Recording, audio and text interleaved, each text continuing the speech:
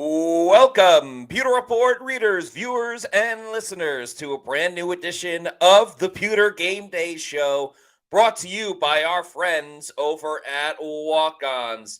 It's do or die time. Bucs versus Panthers. The Bucs essentially have to win out if they want to make the postseason, and of course, we'll all be paying attention to that Commanders-Falcons game coming up tonight. For Sunday night football. But we got a fun one in store. Mike Evans looking to get 1,000 receiving yards. Bucky Irving looking to get 1,000 rushing yards. Shaq Barrett is back with the Bucs. We'll see how much he plays. And, of course, we'll get to see Baker Mayfield and the high-flying Bucs offense. I'm your host, Matt Matera. Joining me in a little bit will be Josh Capo. He's a little busy at the moment, but he will be arriving for the show a couple minutes into the game, so don't you worry. You're not just stuck with me for the afternoon, but I'm very excited to be with all of you this afternoon. Shout out to everybody just filing in, as well as J5 Studio says, let's freaking bake. Bat W says, game time. Wild Bucko, let's go. Furu Kawab, let's freaking bake. And Angelina S says, hi, everyone. Hello, Angelina. Looks like the Panthers won the toss, and therefore the Bucs will be, and they're deferring, so the Bucs will get the ball first, which is usually a pretty good sign for Tampa Bay. Let's see.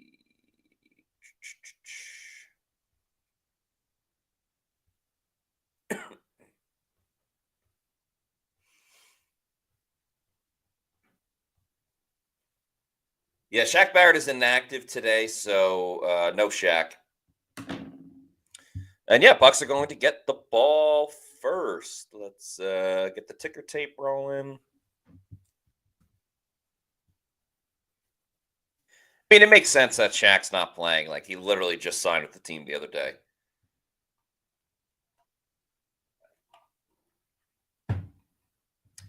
Kickoff goes into the end zone, caught by Sean Tucker for a touchback, and we are underway. Time for Baker Mayfield and the vaunted Buccaneers offense. Remember, Mike Evans is 182 yards away from 1,000 yards. That'd be 11 straight seasons. Bucky Irving, I believe, is 80 yards away from 1,000 rushing yards. I'm going up against Bucky in fantasy football, and I'm going up against Bryce Young. My opponent had Jalen Hurts, who obviously is not playing, and I'm going for a championship. I do have Mike Evans, so I'm going to be rooting a little extra hard for Mike Evans. But I'd rather see a Bucs win no matter what. And the Bucs will start with the pony package. Getting it started off the right way. They're going to run it with Bucky Irving, who has a lane. Oh, gets a nice 7-yard run. But if the defender doesn't get at the ankles of Bucky Irving, that may have been a 70-yard run, and Bucky Irving would be well on his way to 1,000 rushing yards. But anyway, a nice 6-yard run to get it going. As Q says, way to start.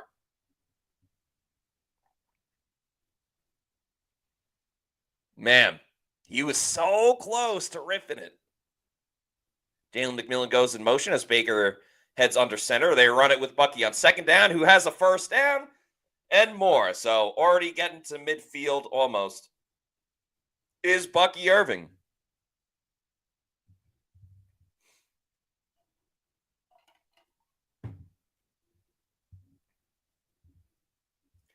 Bucky Irving may run for 200 yards today with how this is going.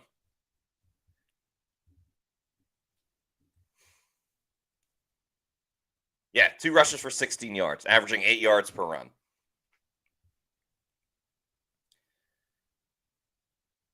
And they're going to go play action this time. Baker looking for Mike. He has Mike. It's caught. About 8 yards. So good to get Mike in the mix.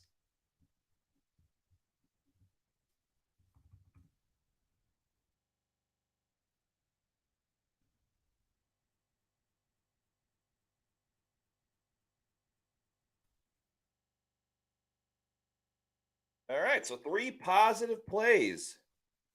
And Buccaneers Communications just tweeted that Mike Evans has surpassed Hall of Famer Steve Largent for 36th most receptions in NFL history. Here's a run with Bucky on second down. He cuts to the outside, has a big lane, and boy, oh boy, Bucky's already got, what, 20, 30 yards? Jesus, Mary and Joseph. This is great to see by the Bucs. Killing my fantasy team, but like I said, that's all right. Baker Mayfield may not have to throw it more than 10 times in this game. I'm kidding, of course. And Bucky Irving has now surpassed Cadillac Williams for the third most yards from scrimmage by a rookie in team history. Wow, Jalen McMillan's in the backfield on this play. Baker throwing down the field. It's caught by Payne Durham, and he's down to the 2-yard line. Big time play for Payne. And the Bucs are in business right away. What do you think? Run it with Bucky? I wouldn't mind a Rachaad White vulture.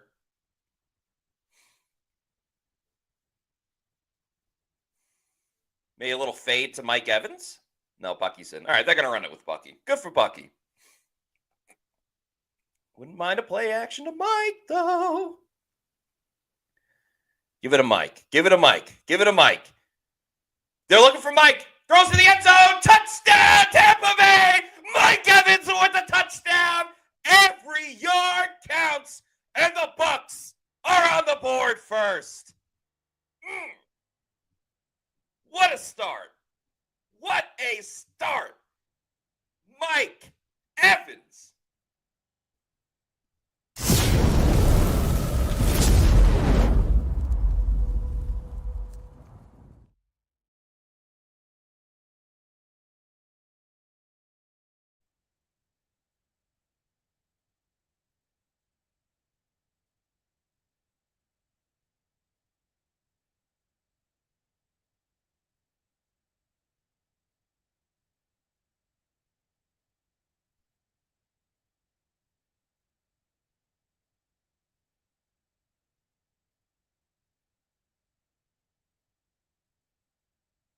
Let's go.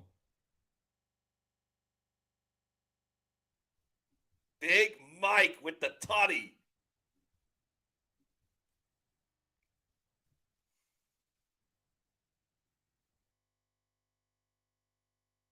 Oh, man.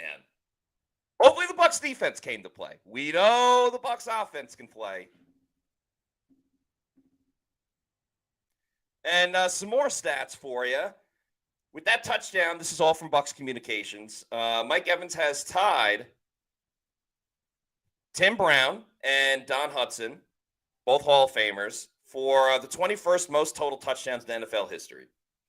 The Bucs lead 7-0. Man, how could you not love that start? Cody P says, Mike and Bucky in all caps. Rafa 1589 says, LFG. Josh Ortiz says, just tuned in. Am I missing a hot start? Hell yeah, you are. AJ Constant says, got Mike in my fantasy championship. Great start. Yeah, I got Mike too. Playing against Bucky, so we'll see. But hell yeah, let's go. Diesel Roche says, Bay, answering the Tampa Bay. Bucs fan says, nice pickup, Payne. Yeah, hell yeah, that was great by Payne Durham. Mark Alonso says, can Mike get the rest of his yards in this game alone?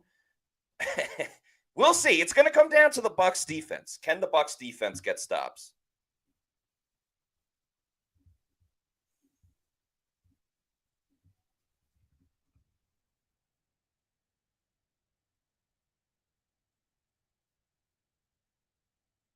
Oh, dear Lord.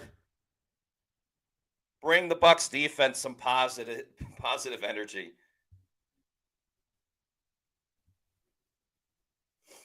Jay Rich says, why is the line 9.5? Maybe poking some fun for what I said this morning on the Game Day show. The line's 9.5 because of the Bucs defense, buddy. It ain't because of the Bucs offense.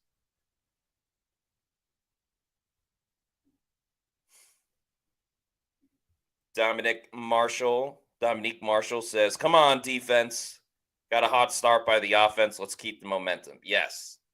That's what it's all about. Can the Bucs defense get a freaking stop?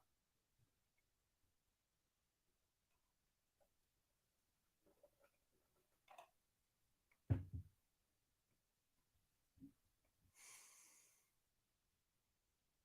lot of people want Tyke Smith interceptions. Wasp says Tyke Smith takeaway coming. Q's44 says Tyke pick. Shaq Barrett is not playing today. He is inactive. But appreciate the optimism.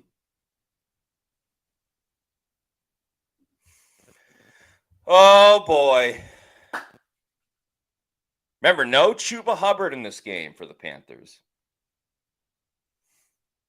So it's Raheem Blacklear. They're going to run it with him. He gets about 6 yards.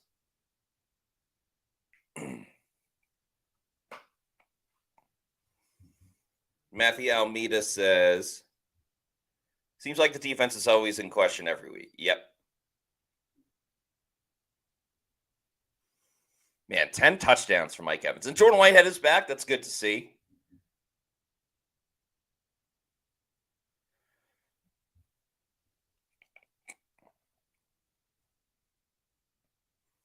Bryce Young down the field, looking for Thielen. It is caught. Yep, so the Bucs defense didn't show up. Hell yeah, Bucs.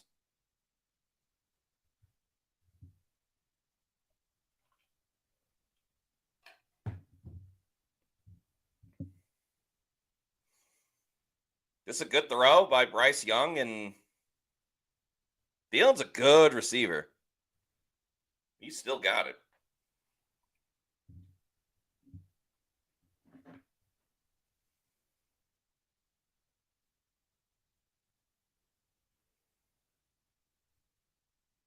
Blackshear with the run.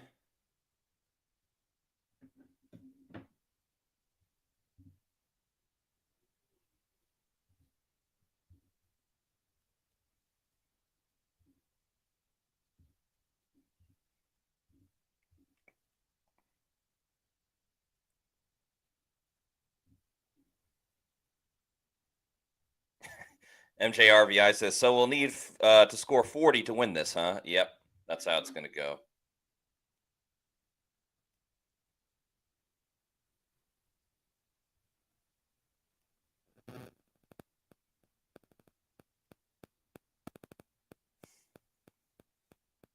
Bucs send a blitz. Smith over the middle. Or Young, sorry. And it's caught. Yep. Same old Bucs defense.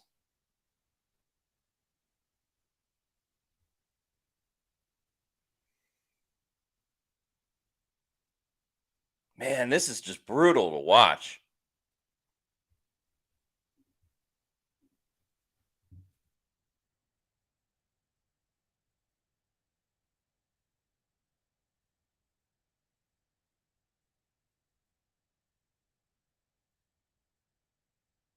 All right, so the Panthers are inside the 20. They'll have 1st and 10. They commit to running it. There'll be a rush of no gain. 2nd and 10 coming up, but that doesn't matter. The Panthers don't need to run the ball. They could literally drop back 60 times and win this game, or at least keep it close.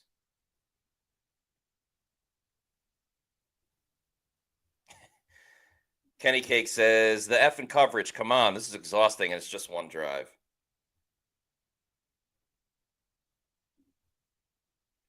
Four plays and inside the 20. That is correct, Bucs fan. Or right around that. Yeah, the obvious close to the end zone. Touchdown, Adam Thielen.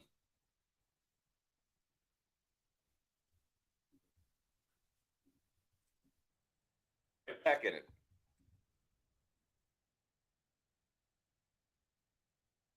Right back in it.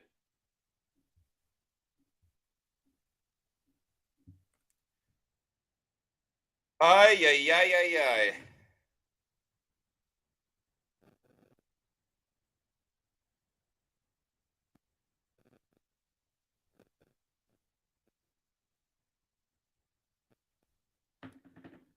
Pinero's kick is good, and it's 7-7. So, as we've seen, Bucs offense, fantastic. Bucs defense, dog shit terrible. That's how bad they are.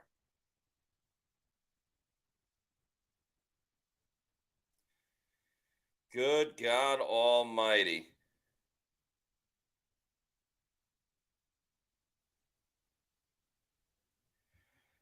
Let's see if I can live bet the over. Man, the Bucs defense is so bad. It just takes the wind, no pun intended. It takes the wind out of the sails of just like how great that start was.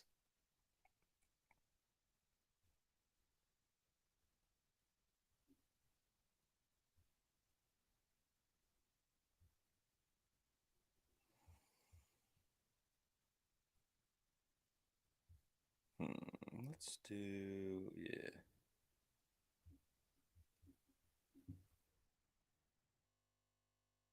Seems like no one's going to play defense today.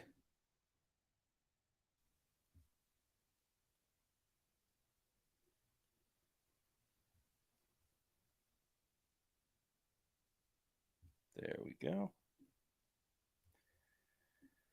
Whew. All right, let's get to some comments. Wasp says, defensive guru, Todd Bowles. Perry Flower says, oh my God, like it's like water flowing down a flush toilet.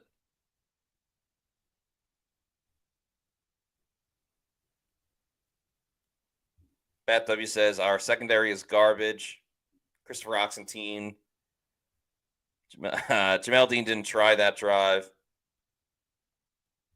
Cody P said, stop watching for 5 minutes and Carolina scored. LMAO, not surprised. Rich Jr. says, just sign all offensive players next year and not even put a defense on the field. I do agree. It looked like Yaya, as Justin Newland says, 2 penalties should have been called.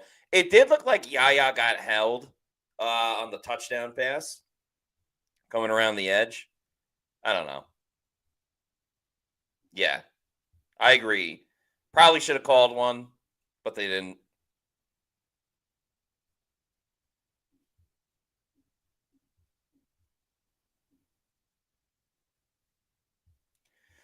Well, at least we get to watch the most exciting offense in football early.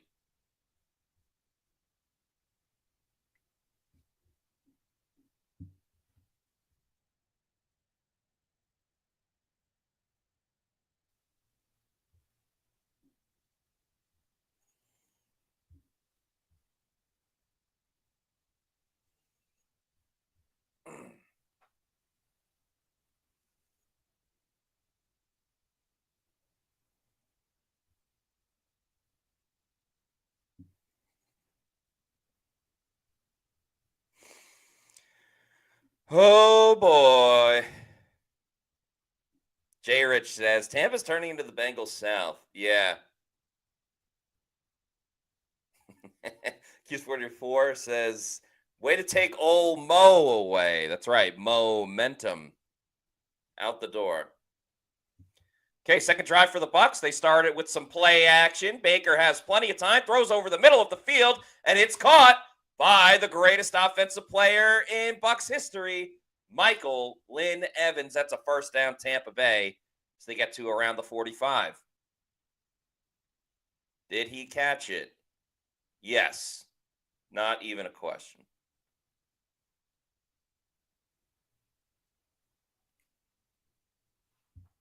Well done by Mike. Maybe Mike will get 200 yards today and just get the record.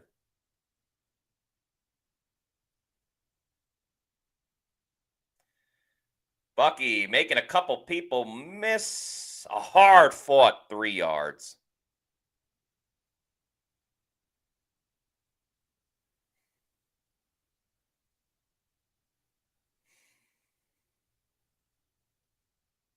Joe Flacco. Oh, starting for the Colts? What? What happened to Anthony Richardson? Yeah, whatever. All right, so Mike is at 31 yards. He needed 182 going into the game. It's a swing pass to Bucky, makes the catch, heads up the field. There's a late flag. Oh, no. I think they're going to end up getting a Bucs player for a illegal block in the back.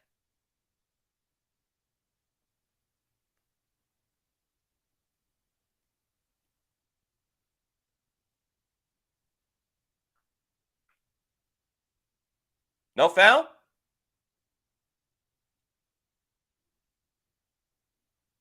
Okay, cool. I like it.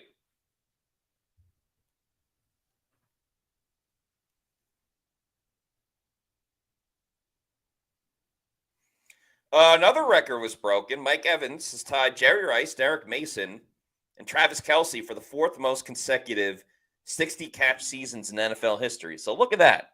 Mike Evans just doing a little bit of everything.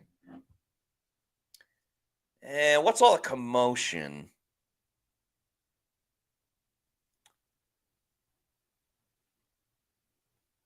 Because the ref said it was second down. It should be third down. But I mean, hey, I ain't gonna tell.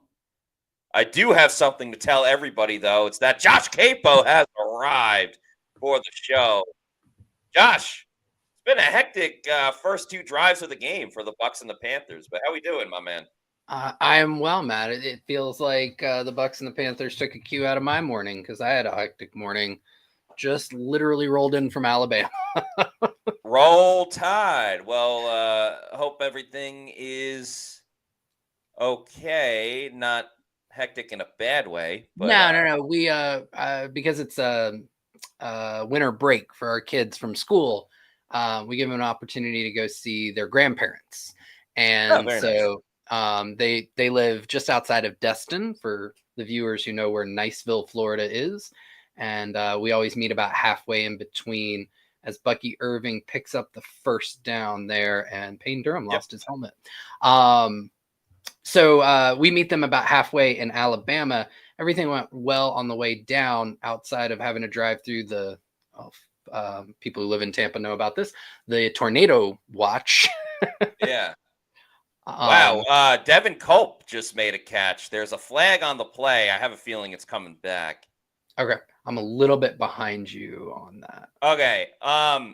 Actually, it's on the same the Panthers. Let me know when it cuts to the ref making the signal for the penalty. I have it paused there. It'll show like a lot of Devin Culp and then a close-up of Devin Culp. First NFL catch. Yeah. Close up. And there it is. And there's the declined. Yeah. So anyway, on our way back, the interstate was shut down. I think there was an accident. We ended up in the same spot for over an hour. So threw the timing off on getting here in time to be with you. But now I'm back, and it seems like I missed a few things, a couple of touchdowns. Oh, my God. Yeah. Panthers won the toss deferred, so Bucs got the ball first. Bucky Irving immediately just like run for big gain. He's averaging 8 yards per rush. They throw the ball to Mike. He gets a nice catch. They run. Payne Durham had a big catch and run. So anyway, they got down to the 2-yard line. Bucs ran play action, threw it to Mike for a touchdown. And the Panthers scored in about 4 plays as Bucky Irving gets tackled for a loss on the play on first down. Panthers hit a deep ball to Thielen with Zion in coverage. 2 throws down the middle, and then a touchdown where Yaya Diaby was held. They probably could have called holding, but it was like in 2.5 seconds, the Panthers were down the field and the game was tied. So, wow. Pretty much what we've seen all season, Josh. Just a high-flying, awesome start for the Bucs offense and a failure of the Bucs defense to keep any momentum for the team. Gotcha. Well, I appreciate the recap as Rachaad White gets the end around, picks up, looks about 7 yards. They actually started the game in pony package. So that was cool. Seems like they're using it quite a bit to start out. Yeah, you would know better than anyone else with the weekly pony package updates. Yeah. So third down for Tampa Bay.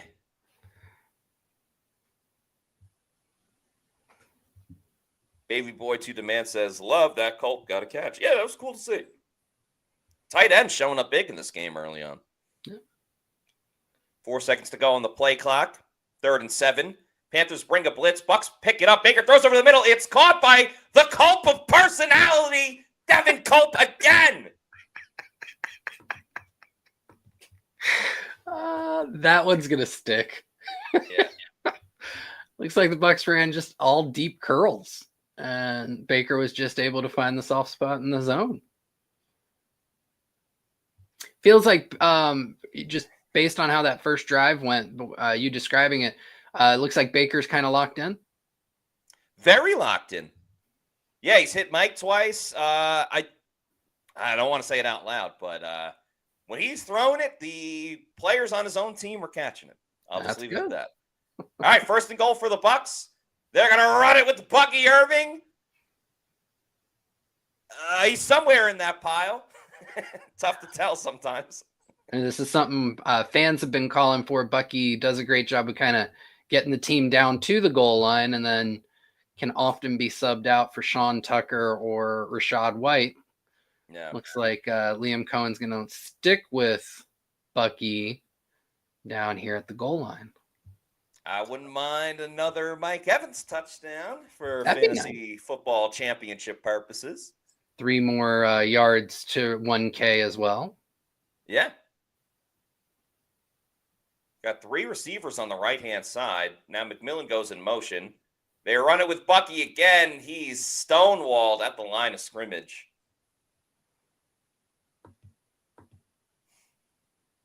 And now everybody's coming up with Devin Culp nicknames. I like it. We got Big Culp, the Culprit, Culp Pepper. All right, play action, throw it to Mike.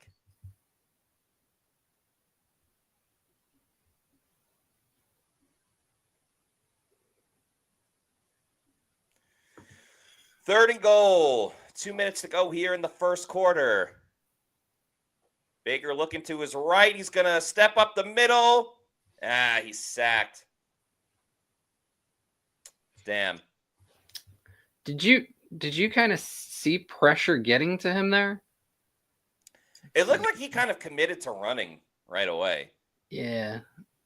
It looks like there was some penetration, but Graham Barton was able to kind of push the guy out of the way. I think what happened is he was going to run, but Cody Mount kind of like stumbled into his line of running. Yep. Because he had the lane. That's my guess. That's what I think happened. I wonder if almost that might have been a quarterback draw. And it kind of blew up there. He had to juke his own defender.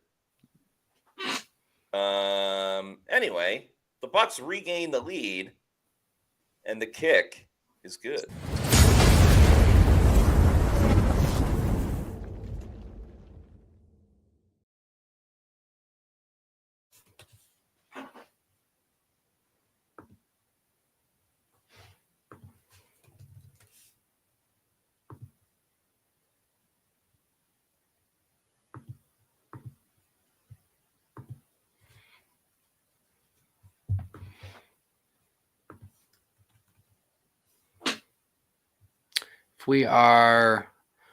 If you are on Mike Evans' watch, I think he has 31 yards in this game so far, which puts him at 880.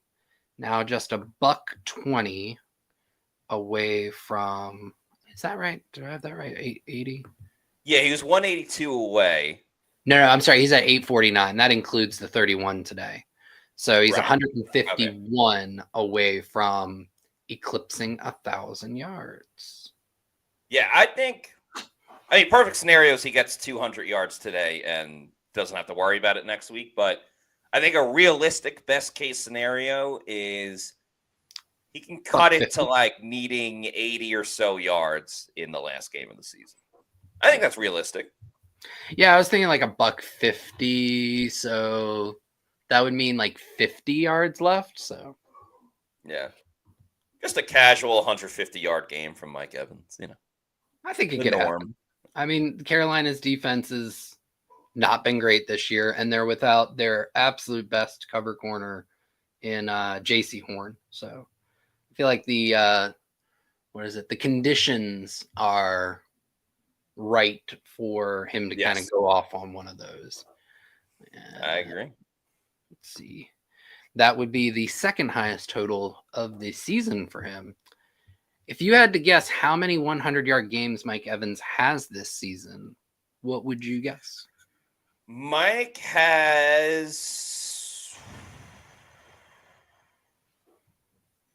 3? 2. Okay, so they were the Chargers game, the Panthers game, the Chargers game. Yep. Yeah, those immediately came off the jump, and then I was trying to think if he had one earlier in the year, but yeah. I think he could have gotten one against Philly in week 4, but I think they let their foot off the gas towards the end of the game because they were pretty much in control. He probably could have done it against the Giants too, but they didn't play him as much at the end because it was an ass kicking. Yep. And Bucky Irving is now only 45 yards away from his 1,000. And I believe a lot of people are talking about how this would be the first time the Bucs have a 1,000-yard rusher since 2015 with Doug Martin.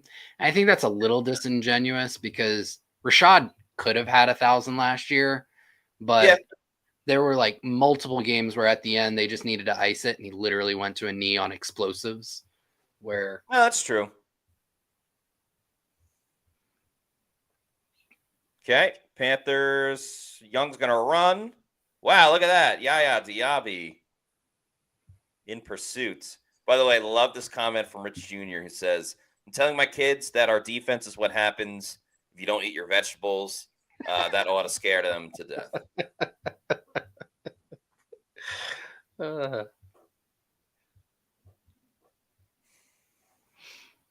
Wow, the Giants lead over the Colts 7-3. So keep that in mind for the NFL draft. Also for a parlay I've got going. I have a parlay with the Colts winning as well. Yeah, definitely need that to reverse. All right, second down. Oh, Dean. Whew. Nice job. Got his hand up in there. Contested the catch. I think the Panthers were looking for a hold. That'd be ticky-tack. They let him play somewhat early on, which I like. I wonder what the reception for Dave Canales was when he got back in the building today. They actually threw garbage on the field. So. Nice. No, I'm just kidding. You stay classy, San Diego.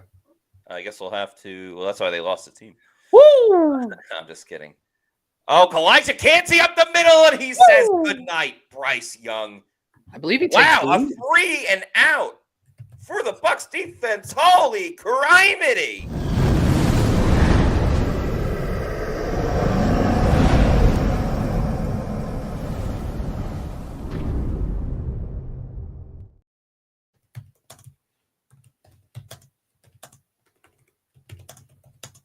Whoa, whoa, whoa. The Bucs get a 3 and out. Hughes 44 says 3 and out. What's going on? That is, see, I always go by the PFF sacks. So how many sacks is that for Kalijah? I know it's like 7 by, yeah, I was going to say it's 7 by, or maybe it's 8 by PFF standards, and now 7.5 for, 7.5 for the season based on the official tracking. Remember, he missed the first portion of the season. So Kalijah Cansey, good ball player. You can't see me. You, Kalijah, can't see me. Good ball player. Guru Krawab says, R.I.P. Greg Gumbel. Yeah, R.I.P. They just honored him on CBS. And, legend of the broadcasting world. So sad to see that news. Christian Hurst says, Cansey is different. Like 2 Chainz, I'm different. Rafa 1589 says, finally a sack. Well, in fairness, it's been 2 drives, so. I think that frustration's maybe born over multiple games, although I feel like Yeah. the Bucs are actually one of the higher sack teams in the NFL. Just doesn't feel like it because it's never Right. like they're outside linebackers. Yeah. Ethan O'Hara says, play calling in the red zone was trash. I would say the execution was trash. Yeah, I want to get back to it at some point, but I feel like Bucky maybe not hitting the right hole on one of those runs down at the goal line. I could be wrong on that.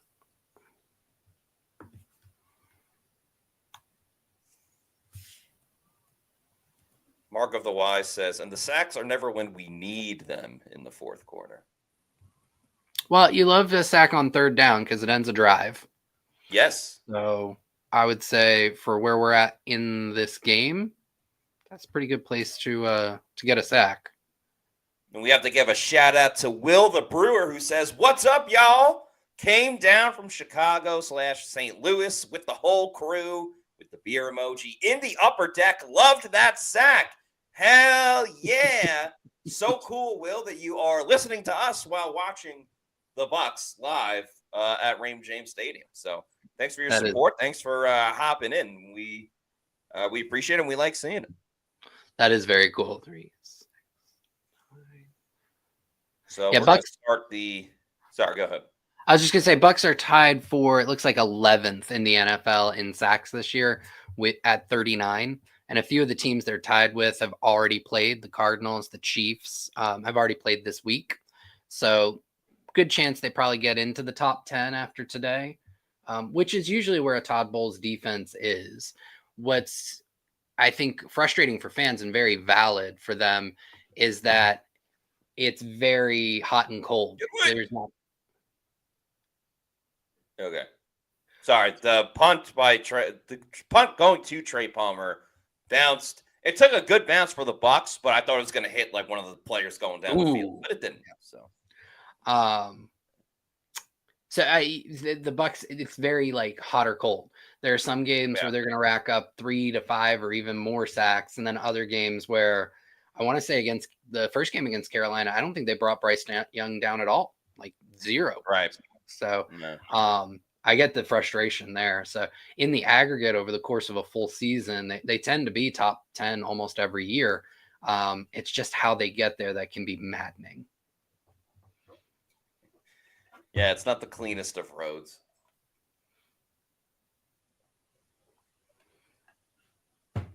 All right. See what we got. Third drive of the game for the Bucs. They've scored on each one. They went touchdown and field goal. They'll start this drive with Jalen McMillan going in motion. Baker's in shotgun. They hand it off to Marquise Bucky Irving. Gets about 2-3 yards on it. I forget that his first name is Marquise. Yeah, he spells it like MAR apostrophe K. I think it's a capital K, IESE. Marquise.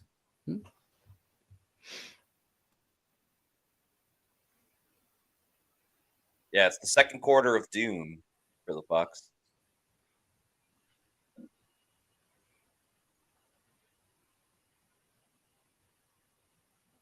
Yeah, Mike out wide to the left. Baker throws to Mike. It's caught. He breaks a tackle. A rare sighting by Mike Evans. He's so angry. Just kind of looped around the guy after he caught that ball. I don't think who is that? I don't think Jackson was expecting him to run a little bit of a juke there. Right. Another job well done by Mike. Sets up a 3rd and 2. What do you think? Run it here, throw it? If that was a cam by Baker, it's usually to a run. Yeah. They pitch it to Bucky. He's got room. He's got the first down. If you'll notice when he does the earmuffs, it's typically to a run call. Usually duo, but out of shotgun, they weren't going to run duo there. Right. So little crack toss. Ooh, Mike was just shaking his head.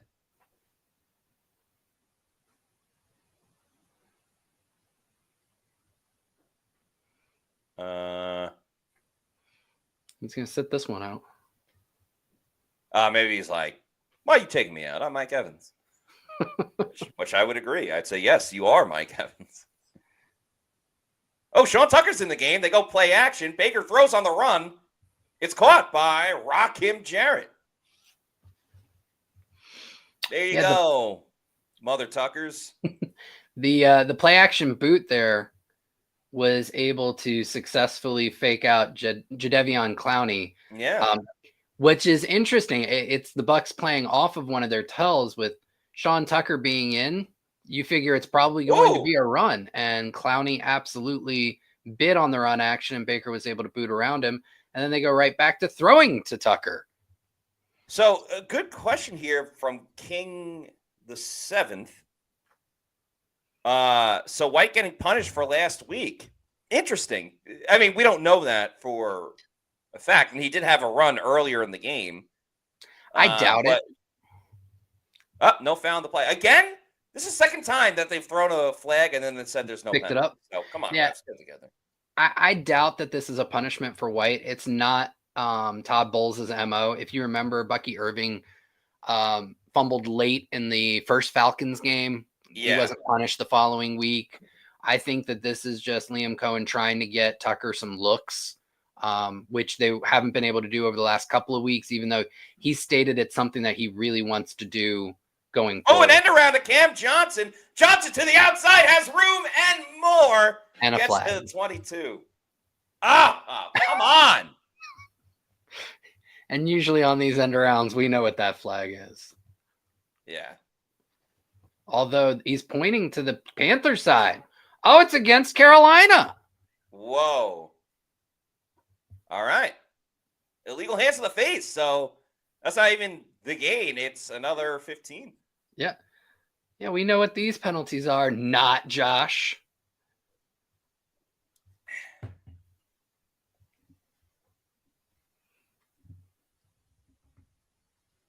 Oh, yeah, you can see it right Johnson there. Now wears number 19 as well. What was he wearing earlier in the season?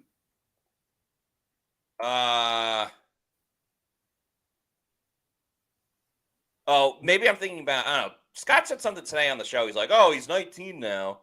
Yeah, I don't think he was 9 during training camp. Baker's throw is a little high looking for Ryan Miller. But obviously, JTS is also 9, so you can't do that for the regular season. So, I think he's had the. I was gonna say, I was thinking he had the same number as at least early in the season, because I'm pretty sure you're not allowed to change mid-season. Yeah, I think that's an NFL rule. Right. I was going back to our conversation on the pregame show. Oh, gotcha. I'm sorry. Nah, it's all good. It's Scott's mistake anyway. So. Doesn't make many of them. Our fearless leader. Well, he also put Josie Jewell on the graphic today, even though he's out. But regardless. Anyway, second down. Baker looking to scramble. He always finds room, that Baker Mayfield, and then he takes a slide. Good job not allowing a negative there. Made sure he did not get sacked. And actually, towards the end there, what I really like, it looked like he was thinking more ball security, got the ball tucked in even before he broke the line of scrimmage to make sure that somebody didn't strip him from behind. Fumbles have been an issue for Baker over the course of his career and even this season. All right, 3rd and 8.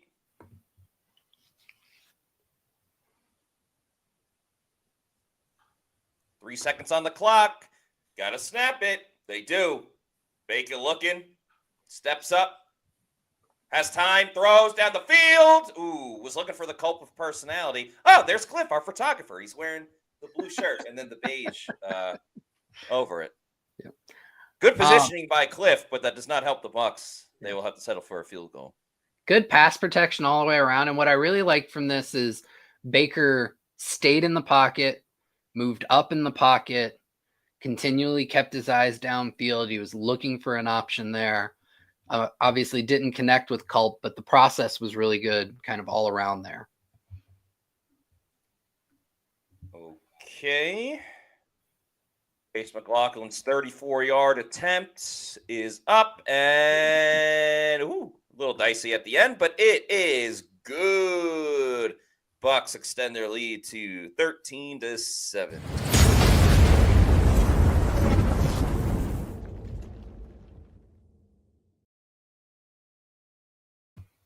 And while we have a bit of a break, let's hear a message from our friends over at Walk-Ons. Game day at Walk-Ons is just different.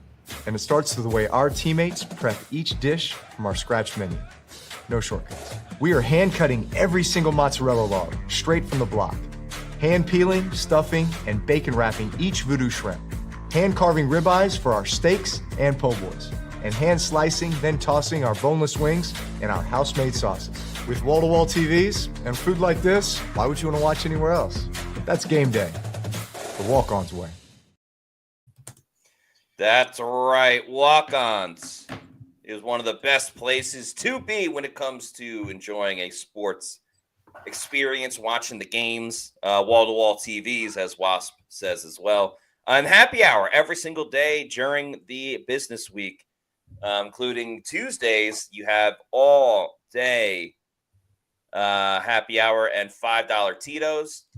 You can go tonight as well. Maybe watch that Sunday night game between the Falcons and the Washington Commanders. But anyway, they got happy hour 5 days during the week. Great drink deals as well. And awesome appetizers that are delicious. And of course, on the weekend, they have game day specials on Saturdays and Sundays. So you can go for the 4:00 games today after the Bucs. They have Michelob Ultra, Bud Light, and Budweiser pints for $4.49 and 22-ounce beers for $5.99, $5 Heineken Silvers, and $5 Neutrals as well. There are 3 walk-ons in the Tampa Bay area, one over in Lakeland, another in Weston Chapel, and one pretty close to Raymond James Stadium over in Midtown if you want to pregame there and then go to a Bucs game or one of the many events that Raymond James Stadium holds. Shout out to our friends over at Walk-Ons. See what the people are saying. Adam P. Park says, second quarter Baker, yikes. I actually think he's been pretty solid to start the second quarter. King 7 says, well, Chase just secured one leg of my parlay at least, LOL. Congrats, yeah. King. Going for a field goal fiesta, I presume.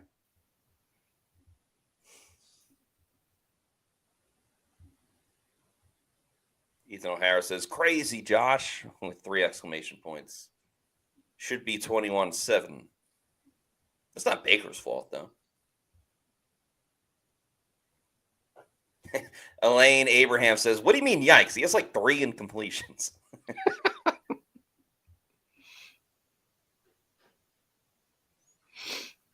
That's the best picture. Sorry, that's the best picture they can get of Jason Light.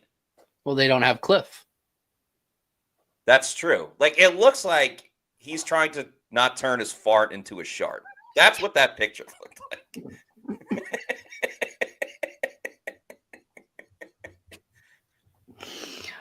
Like, there's plenty of other better pictures of Jason Light. Panthers go play action. Oh, Bryce Young stumbled briefly, throws it deep down the field, and it's incomplete. JTS almost got to Young. I feel like that you're going to have fans who are like, well, the story of JTS's career. Right. Got around the tight end there. Yeah, you can't get that far up the arc. Like, he's got to use a little bit more power against Tommy Tremble and cut that arc a little bit sooner. And Zion came sprinting down to chase after him. All right, 2nd and 10 for the Panthers, who now understand they don't have to run it to be successful against the Bucs. Young's going to step up. He almost looked like he tried to dirt that one, but it's a low throw. That'll make it 3rd and 10. This is where Todd Bowles wanted to be all season long, feasting with a 3rd and long situation. But the Bucs also kind of stink in 3rd and long. So, Matt, I didn't get a chance to see since I was on the road. Is KJ Britt active today? Because that was JJ Russell out there. I'm pretty sure he was. Shaq Barrett is not, but that's not what you asked. I'm pretty sure he was. Let me. Looks like the Bucs only have one linebacker on the field for this third down, and there's what the hell? There's a late flag. It looks like the Bucs sideline is calling for it. Yeah, maybe ineligible. Yeah, man downfield.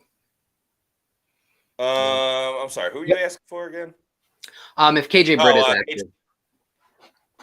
KJ Britt, yeah, he was not on the inactives list. So okay, so just an interesting note there with JJ Russell out there on 2nd and 10. I haven't had a chance to really look closely to see how many snaps Britt has gotten, although I think I can actually pull that. Give me 1 second here. I might be able to pull that information.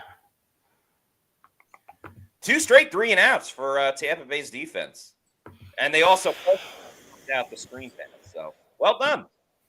They're downright dominant. Yeah. They are double D. Yeah, so Pro Football Focus has kind of live tracking. Obviously, there's a bit of a delay to this, but if we assume that Levante David has played every snap on defense, they had 9 snaps tracked. JJ Russell had been out there for 6, and it looks like KJ Britt has not gotten a single snap yet. Kayvon Merriweather with the other 3, so it would seem the Bucs are alternating JJ as the starting linebacker and then Kayvon Merriweather as their dime safety that they're trying to go to on obvious passing downs. So something to continue to look out for. Merriweather was also in coverage on Xavier Legette on the scramble and deep throw that Bryce Young wasn't able to connect with Legette on what was that? First down? Yeah. Q's44 says, is the curse over? I mean, it's still over 10 minutes to go in the second quarter, so I think it's a little too early to say that. I agree with Andrew Johnson, who says, why would you say that, Q's? Rux's review says, Panthers are just focusing on red zone defense.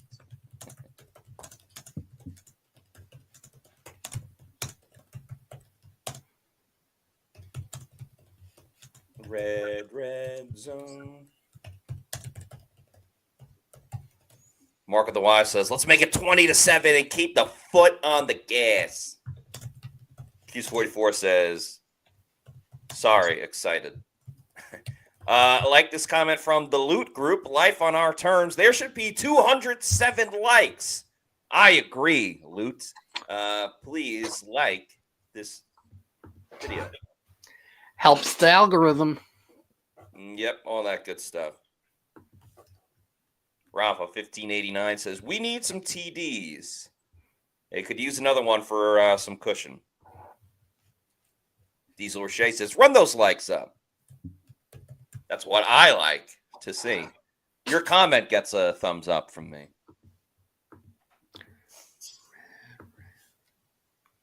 Oh, are they showing the Tampa Aquarium? That's dope. She's got a little Santa hat on. That's funny.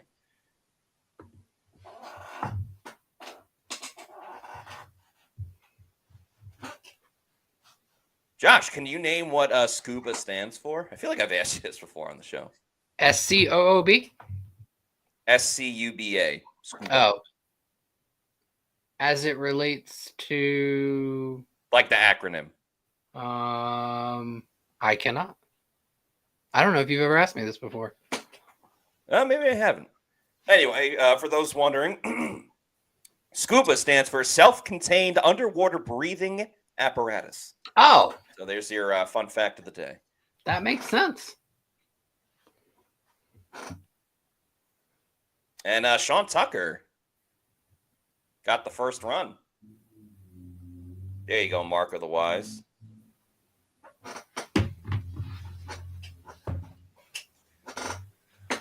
Okay. Baker Mayfield in shotgun. Oh, pony pack. And they run it with Bucky Irving. It's going to work really well. Breaks a tackle. He's running even more. Bucky Irving down to the 50. Dozens and dozens and dozens of yards. Marquise Bucky Irving. All hail the pony package. Some idiot wrote this week about how the NFL may have figured out the Bucs pony package. Would hate to be that guy right now. Pony package is unstoppable. Yeah. You may be able to contain it, but you can't stop it. Oh, and I think that puts Bucky over. I think he's hit 1,000. Has it? Well, I'm sure Bucs Communications will tweet about it. They now screen it to Bucky, and Bucky is off to the races once again. He's running like a horse. I think he Bucky got it. to the goal line. Touchdown, Tampa Bay. Bucky, Bucky, Bucky, Bucky. You love to see it. If he was in. They haven't changed the score bug. They should definitely keep that guy next year. Oh, he might have been down. Didn't make it. And for my fantasy team, I kind of hope Rachaad White comes in or someone else to vulture. Does not look like that's happening, buddy. Bucky's in. They could go play action. Bucky's tired. He can't run again. He just nope, but you're going to like who they do go to. Mike Evans! Touchdown, Mike Evans! Which helps my fantasy team and the Bucs get some more points! Put some respect on his name, Michael Lynn Evans! 2 tutties! That's 2! Maybe he'll get 3, maybe even 4! That's the sequel. Bam! That is the sequel. Boom. Just Mike Evans goal line fade, undefeated. Undefeated. The best. The GOAT. Bah, bah. Almost fired the camera.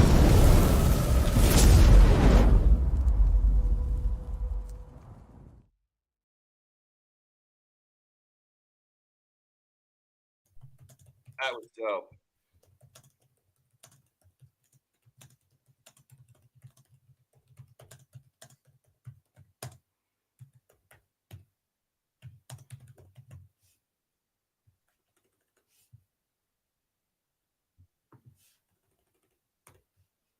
That was dope.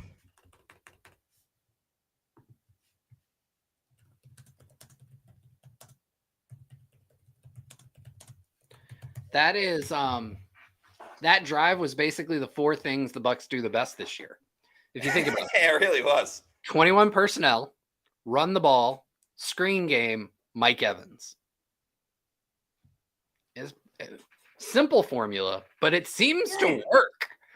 How's your playoff going for your fantasy?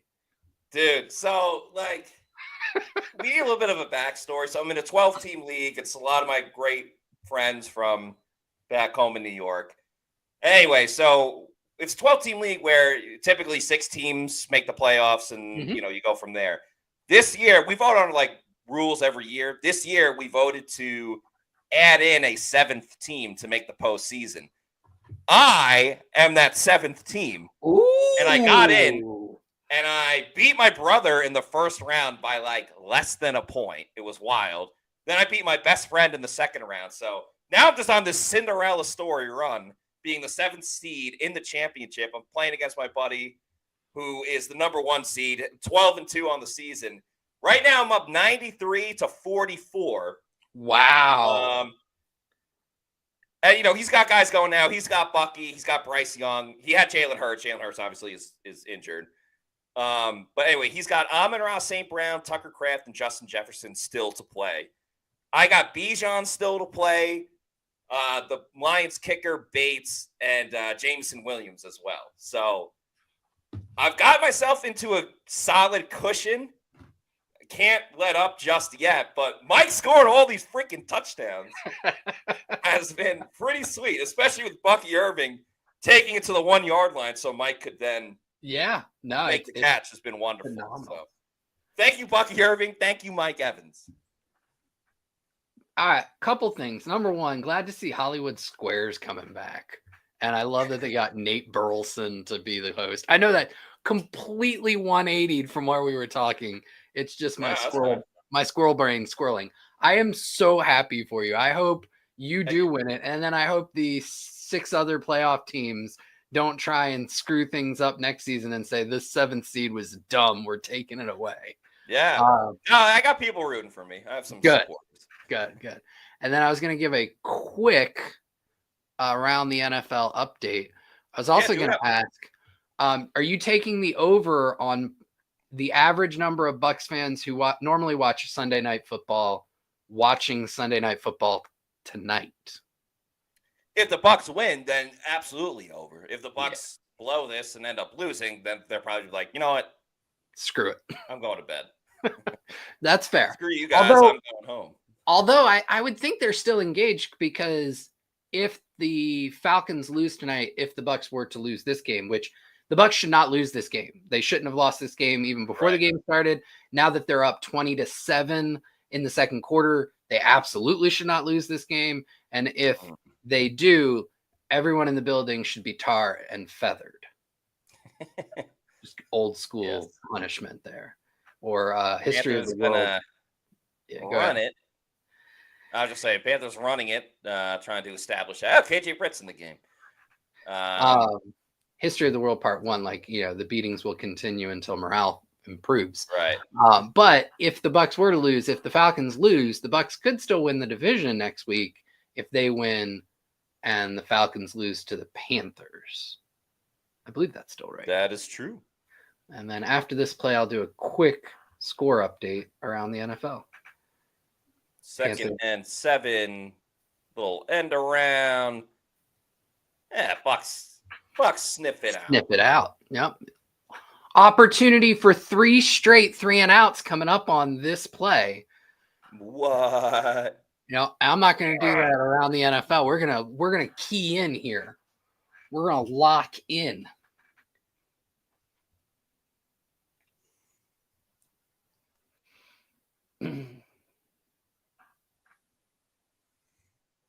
Third and 7. Looks like the Bucs are going 5-1-5. Yeah, Panthers have 4 receivers on the field. They send a blitz. Levante's close there. Young down the field. Turn your head around. Oh, he did it. He did it. Zion finally turned it around. 3 straight 3-and-outs for the Bucs defense.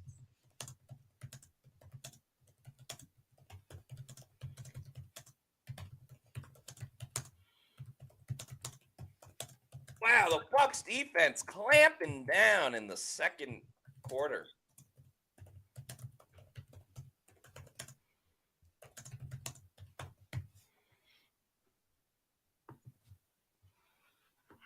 That was a big play. That was huge. Huge, big Florida, huge. Get away, fire, get away, get away, get away. Some bad punts by Johnny Hecker today.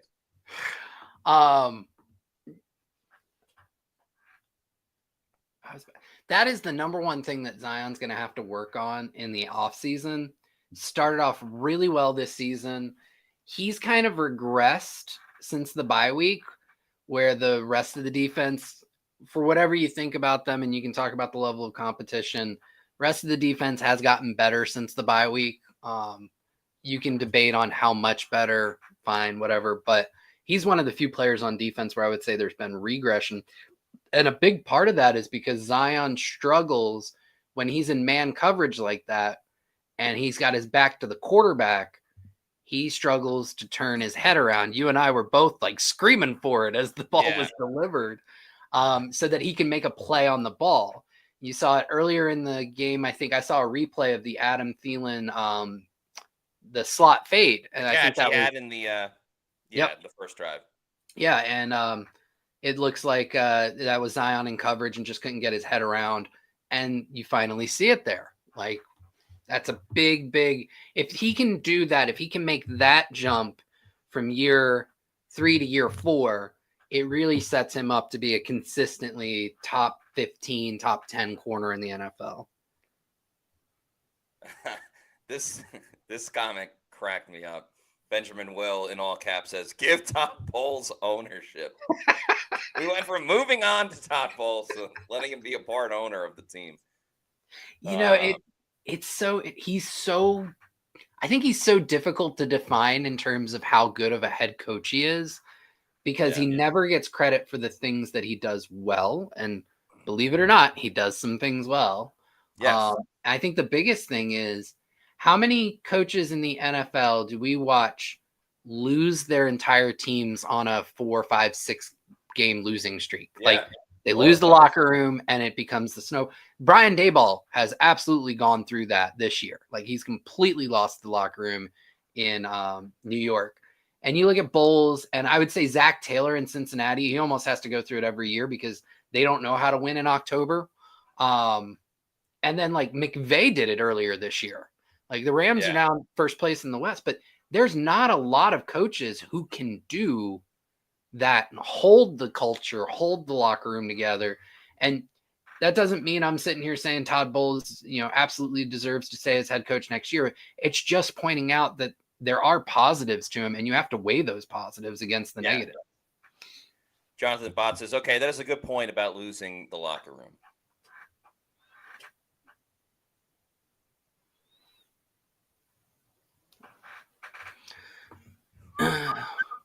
Philly has taken the lead over Dallas 14-7. The Giants are leading the Colts 14-6. Hope that turns around. Oh, Bubby, if my parlay gets ruined because of the New York Football Giants. Well, yes, the Colts do. I'm very much with you because I think I've got 5 legs completed out of 9, or 4 or 5 out of 9 completed. Ooh. How about throwing it to Mike Evans? Throw it to Mike. He's open. He's always open. Oh, he dove at his feet. Yeah, that's a penalty. You can't do that. Tom Brady established that years and years and years ago. I love it when your northern accent comes out. That's not even my northern accent. That's my I know you were old. I can't say it out loud. But... I know where you're going with on that one. Yeah. Oy vey.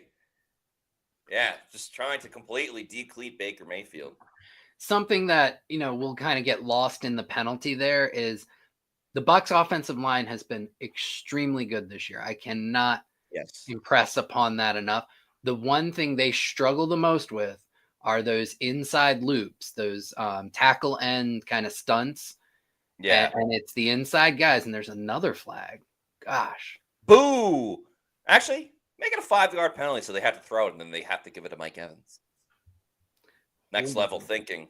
There you go. Wham, bam. Is that 1,000 for Bucky Irving? It might be. Let's take a look here.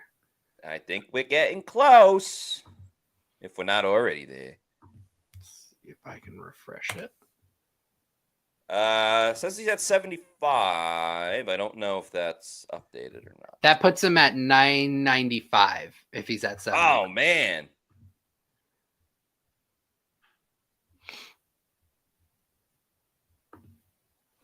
He's so close. This feels like one of those drives that's going to get away from the offense. Not with that attitude. Not when you have Mike Evans. He's open. Throw it to him. Okay, yeah, this drive's over. Looks like get Mike yards. Beat Luke Gedeke around the arc for the sack on 1st and 19. Setting up, it's going to be like 2nd and 25. That's why you build those leads, right? Like, so you can play with a little cushion. So look for 2nd and 27. I'm going to guess they're going to just hand it off to Bucky or Rashad White. Never a bad idea. Another flag. Oh, offside. Free play. Go deep, Baker. Throw it deep. Throw it as far as you can. Yes, that'll do. All right. Free plays. You love it. That play was free 99. That is going to help. Clowny looking like a clown jumping off sides. There you go. If Canals is like, don't do that. Are you going to accept the penalty? No, you absolutely take that game. No, we want our players. Ryan Miller just finding a hole in the zone. Great job by Baker finding him. And that's been one of the biggest developments for Baker in his time in Tampa, is he just seems much more confident and comfortable throwing in the middle of the field, throwing in breakers, deep digs, those seam balls. And that's allowed him to level up to becoming a better quarterback. 3rd and 4. And he gets it to your... send a blitz. Baker sees it. He throws over the middle. It's caught by the GOAT, Michael Lynn Evans. And by the way, right before that pass, or maybe that was the one, Baker Mayfield has now established a new single-season career high for passing yards. He's at 4,113. As he throws it to number 13, and it's a first down.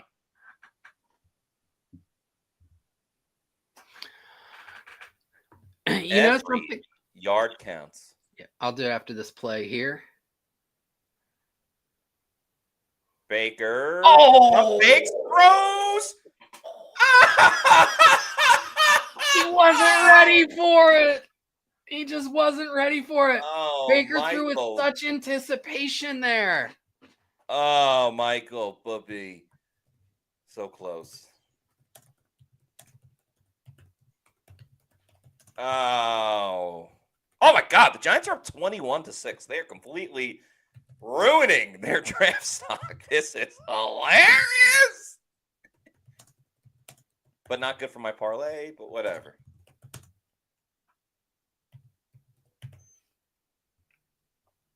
Bucs are going to run it with Bucky Irving. Does he get the 5 yards? Oh, my God. He's so close. He did it. He did it. He did it. He's over 1,000. Congratulations. Kenny Pickett, QB1. I had him QB1 in that draft. Sorry. Yeah. Shoot, I was going to say something. Oh, I think something that's been very under-discussed by the media this year is it seems like the Bucs offensive coordinator is pretty good at his job. Been underreported. They're going to run it with Bucky again. Voice down.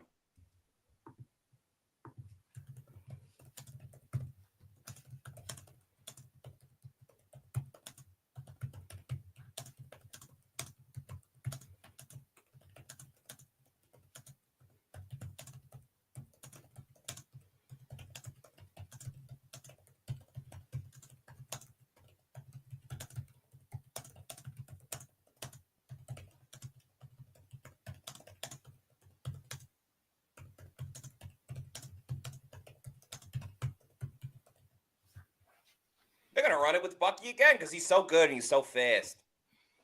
Gets a 9-yard run. I couldn't even finish my congrats, Bucky, without him just continuing to pile it up. I'm guessing we're at the 2-minute warning. It seems like it, yes. Oh, by the way, now that Bucky's at 1,000 yards,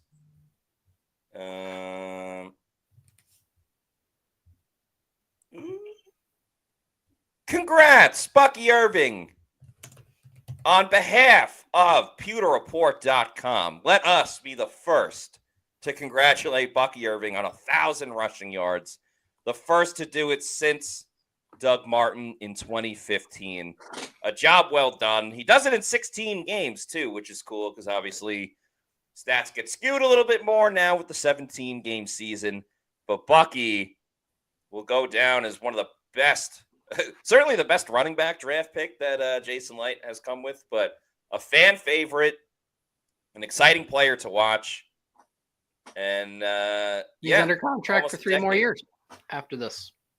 Yeah. You know what? Just sign him to a lifetime contract now. I think he's earned it. Anyway, congrats, Bucky. He's so talented. He is. And I think one of the big things there, a lot of those big runs, we've talked about it a lot. You want to guess what kind of runs they are?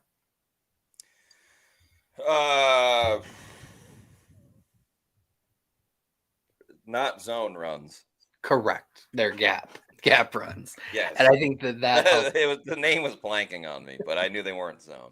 And I think that's where both him and Rashad are so much better because the hole is predefined and it's just burst through it rather than trying to move horizontally, read the zone, pick the right kind of gap to jump through or a hole to jump through. They're both at their best. The blocking scheme's at its best. And I mean, it's definitely working today as the Bucs have now run for 119 yards in the first half. Yeah, it's pretty dope. Yep. And Bucky has 17 carries in the first half. Yeah, that's wild. Perry Flowers is asking who was the last Bucs rookie running back to rush for over 1,000 yards. That's maybe it was Doug Martin. Did he do it as a rookie? He might have. Let me check. Let me see. Because he did it twice in his Bucs career. Anyway, we are back from the break. Rachaad White's in the game, and he runs for a first down. In 2012, Doug Martin ran for 1,454 yards and 11 touchdowns. That was his rookie season. There you go. Great question. Yes. All right, let's see how the Bucs attack this because the Panthers do get the ball to start the third quarter. Clearly, the Bucs have momentum. But do you try to kill the clock a little bit? Do you say, hey, our defense has gone 3 straight 3-and-outs. There's no way that we don't get stops. Baker's going to make the pump, fakes the pump again, throws to the end zone. Touchdown, Jalen McMillan. Third read. It was my touchdown prop for Pewter Picks and Props this week. So McMillan with the tutty. That's a plus 150 payout, folks. What is that, 4 touchdowns in the last 5 games? Yep. Or no, 4 touchdowns in the last 3 games. Oh, that's right. That's right. Let me double check that. No, I believe you're right. It's either 4 in the last 5. He got 2 against 5 in the last.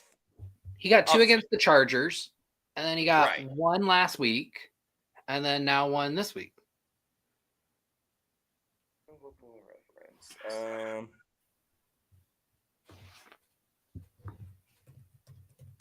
Yeah, so 4 in his last 3. That's pretty dope. Hell yeah, Mia San Mia, I think, took the check mark. Oh, no, he got 2 against Vegas, 1 against the Chargers, 1 against Dallas. So that is 5 in his last 4. That's pretty good. 5 in his last 4? Yeah, last week against Dallas, he got 1. All right, and then today, 1, yeah. 1 against the Chargers, 2 against Vegas. So that was 4 and 3 coming into today. This makes 5 and 4, including today. Pretty sweet. Pretty good. And that means the whole second half, the Bucs can just focus on peppering Mike Evans the football. He's at 48 yards right now. You certainly want to try to get that to 100 yards in the game.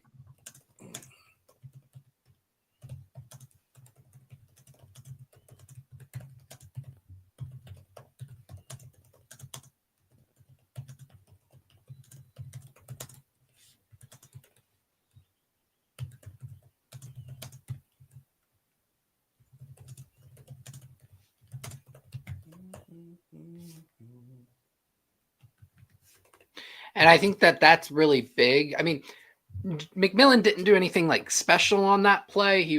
That was a lot of Baker just getting to the initial pump fake was designed and then turning back to, I think that was Culp in the flat, and then finding McMillan later in the read progression. McMillan was wide open. So it was great play design and a wonderful job by Baker to get that far into the progression. The offensive line did a great job. But the biggest thing with that play is it's great to see that Baker has now a third option that he's really comfortable with in the red zone, and especially the low red zone, with Mike Evans being the first, and then Cade Otton, when he's healthy, being the second. So Really great to see that. And that's Baker finding Jalen McMillan on the backside of the play, deep in the progression. Wide ass open, too. Yeah, awesome job by the quarterback. Really fun play design. Everything seems to be clicking right now for the offense. Over 100 yards rushing and 27 points in the first half. I'm really regretting putting a bet on the total score of the game being between 41 and 50 points. Yeah, and with the Bucs defense, they're never out of it. By the way, one thing, hold on. Take that down. I don't believe I played the touchdown video after McMillan scored, so we're going to do that now.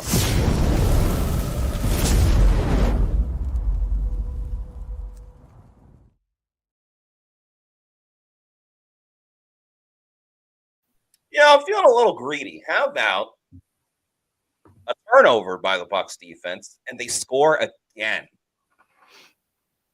Well, those of us who have the 41 to 50 point total would not necessarily be happy about that. I think Bucs fans would, though.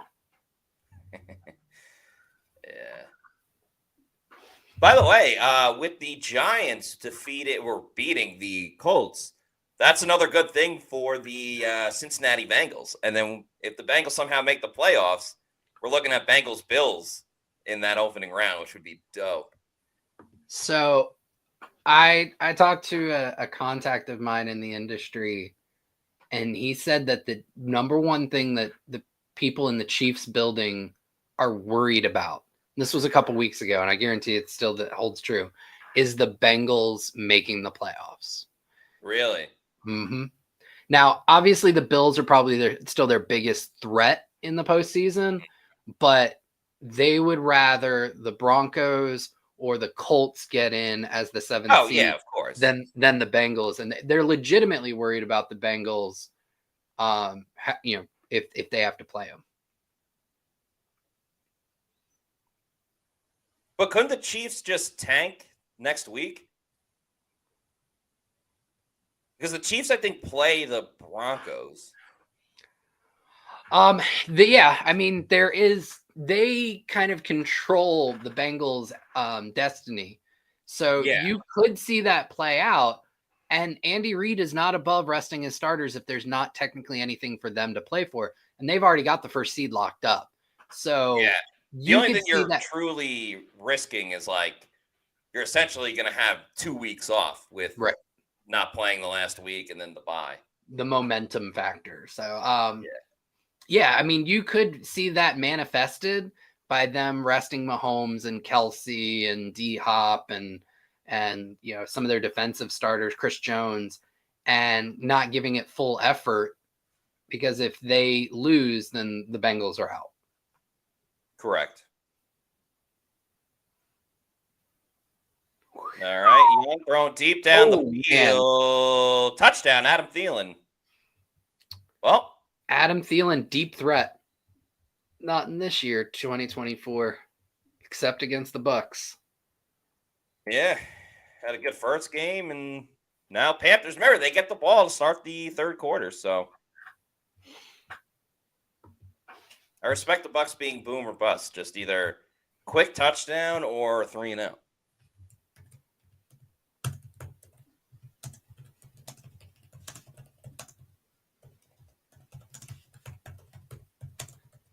Solid game for Bryce Young.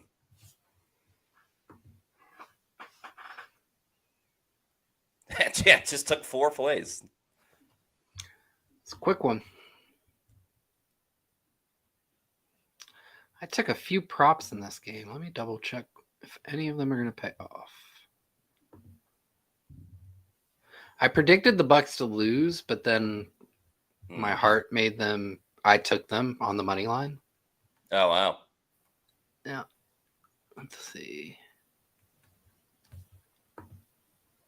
By the way, we have a super chat from Virgin Boys. Thank you for the $1.99 super chat. Says, yeah, we can let Todd go. We can't lose Liam. Nicole Legistina says, old white guy burning us. Hilarious. Benjamin Will says, 99-year-old Adam Thielen. Casper says, all that cushion just to get blurred. So what does soft zone help with? I don't understand it, Bulls. That wasn't even like soft zone from Tyke. That was just Jordan Whitehead getting beat up top. Yeah. Like, that was the safety coverage getting blown.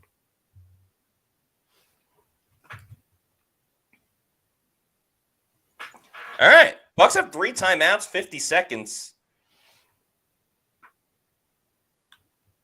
And a mission to get Mike Evans 1,000 receiving yards. So let's see what they do. Oh, and the Colts have scored. It's now 21-13. Drew Lock has 3 touchdown passes.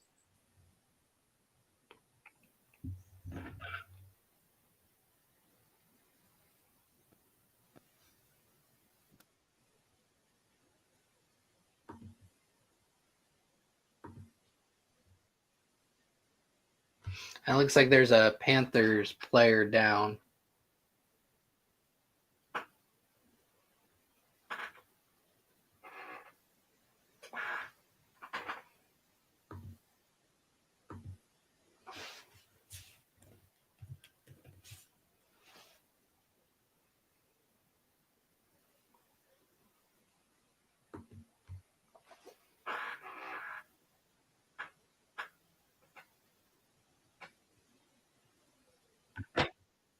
Yeah.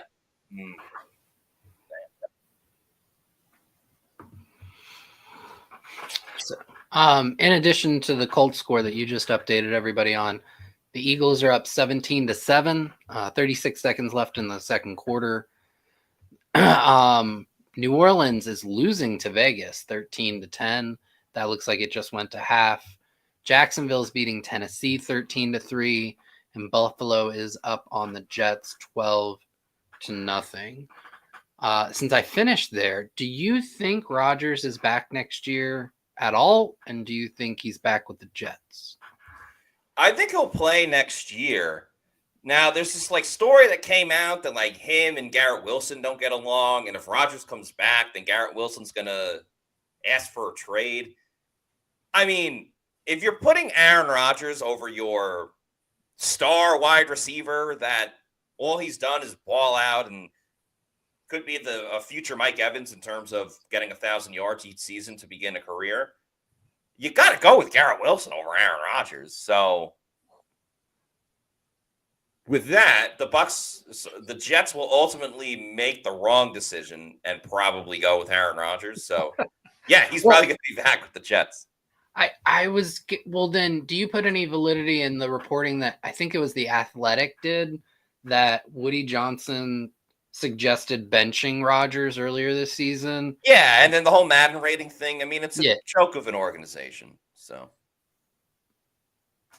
I find it curious that if they do let him go, who's going to want that version of Aaron Rodgers? Oh, Ryan Miller. Yikes. Big 2nd and 15. I still think you throw the ball here because, well, you could make Carolina use all their timeouts on defense. Yeah, but I mean, like, are you that? I'd still like them to be aggressive. Like, are you that pathetic that your defense can't get a stop with presumably 35 seconds to go? Like, come on. Yeah.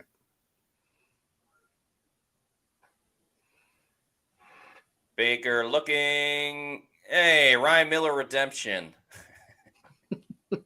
Canal sprints down the field to call timeout with 36 seconds to go.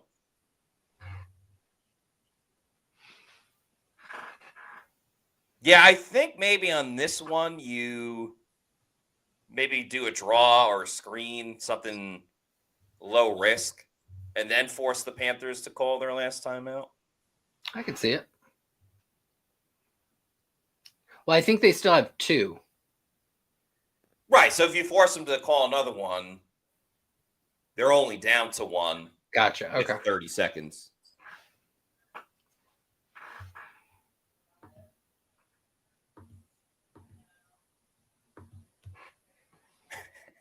Geist85 says, Canal's on drugs. No one is that happy.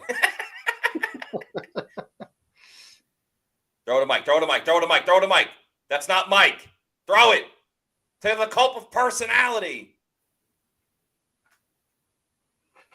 28 seconds.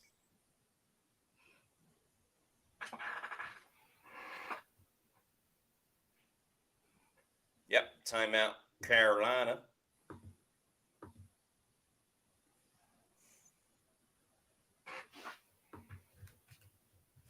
Damn, Malik Neighbors balling out for the Giants. 4 catches, 103 yards, and a tutty. Pretty cool. Callie Buck says Evans disgusted because he was open. I doubt disgusted. Yeah, I mean, I don't think they showed any replay or anything. All right. Browning hasn't really had to been used at all. This looks pretty solid. Oh, boy. That was a good punt. Yeah, nice hang time, fair catch. 52 yards. Got to get a freaking stop with 20 seconds.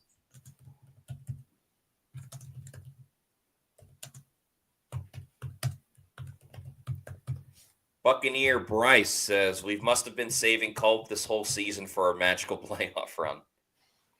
I think tight end is one of the hardest positions to learn as a rookie. And he's probably been developing behind the scenes. It's nice to see a late season breakout and somebody who could potentially be a big contributor for them next year. For sure. And with Kate Otten playing most of the time, you know, wasn't really going to get that chance anyway. Yep.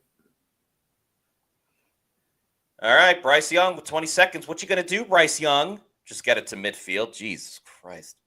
Now, I'm not going to say I'm rooting for this, but one of the props I took was the Bucs to be winning by 4 to 6 points at the half. And if the Panthers score a touchdown and an extra point, the Bucs will be leading by 6 points. All right. All right. Brent O'Neill says, if they give up a touchdown, Todd Bowles got to go. It's like all the good stuff they did with the 3 and outs, like completely gets washed away with the last 2 drives. Well, it's an all or nothing, right? So the Panthers have basically had 5 drives, 2 touchdowns, 3 and outs, no in between. Yeah. All right, 15 seconds to go. Carolina does not have a timeout, so just make the tackle and bounce. Ooh, that was not a good throw. Yep, incomplete. 11 seconds.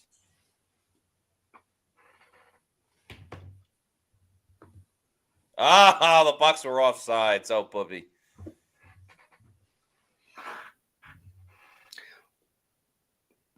But if you are the Bucs, giving up 4 seconds of game clock for only 5 yards gained for the Panthers. That's true.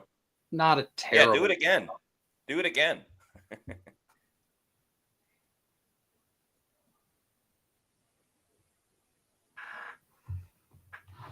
What do you think Todd's saying? Something communication. Young down the field. Oh, my God. Ah! 6 seconds left. You think they take a shot to the end zone? No. They pulling Pinheiro out?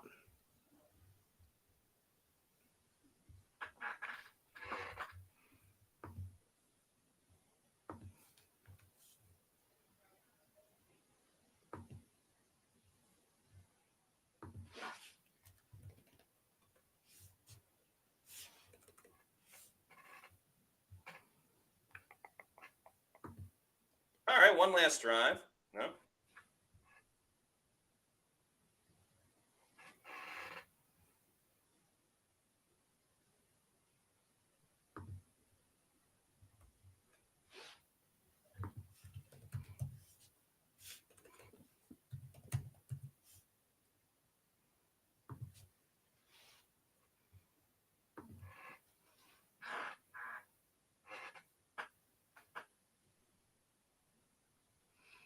All right, This is by no Pinheiro, means a gimme. 53-yarder.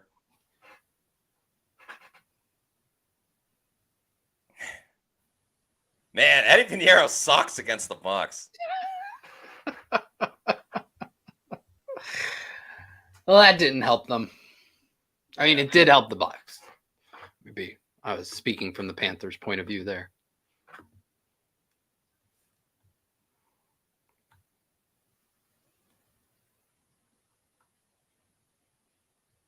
Oh, man.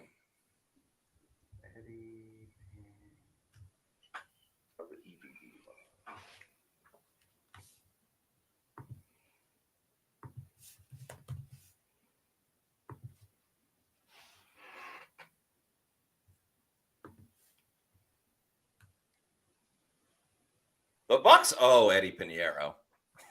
Seen these last two games. Man, oh man. All right, Bucs fans, we are at halftime. Put up the ticker tape because it's halftime.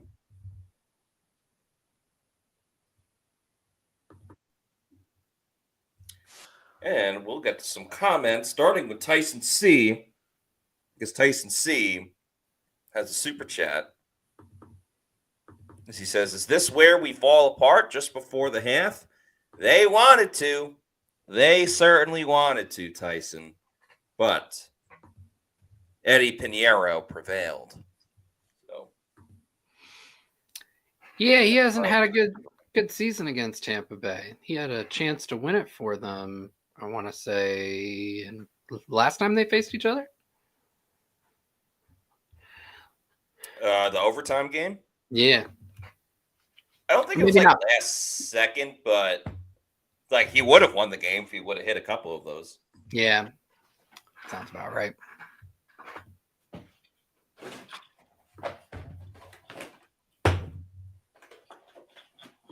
All right. Got water. Shut up, button.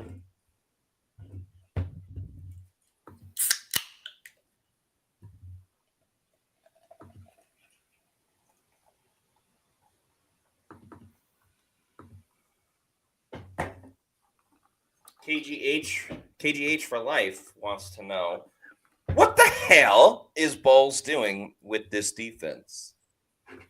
Some of it's just execution. Like, I mean, Todd Bowles, I don't see any plausible way to blame him for Jordan Whitehead letting Adam Thielen get behind him. Like, that wasn't an improper call. It's supposed to be a pass off from Tyke to Whitehead.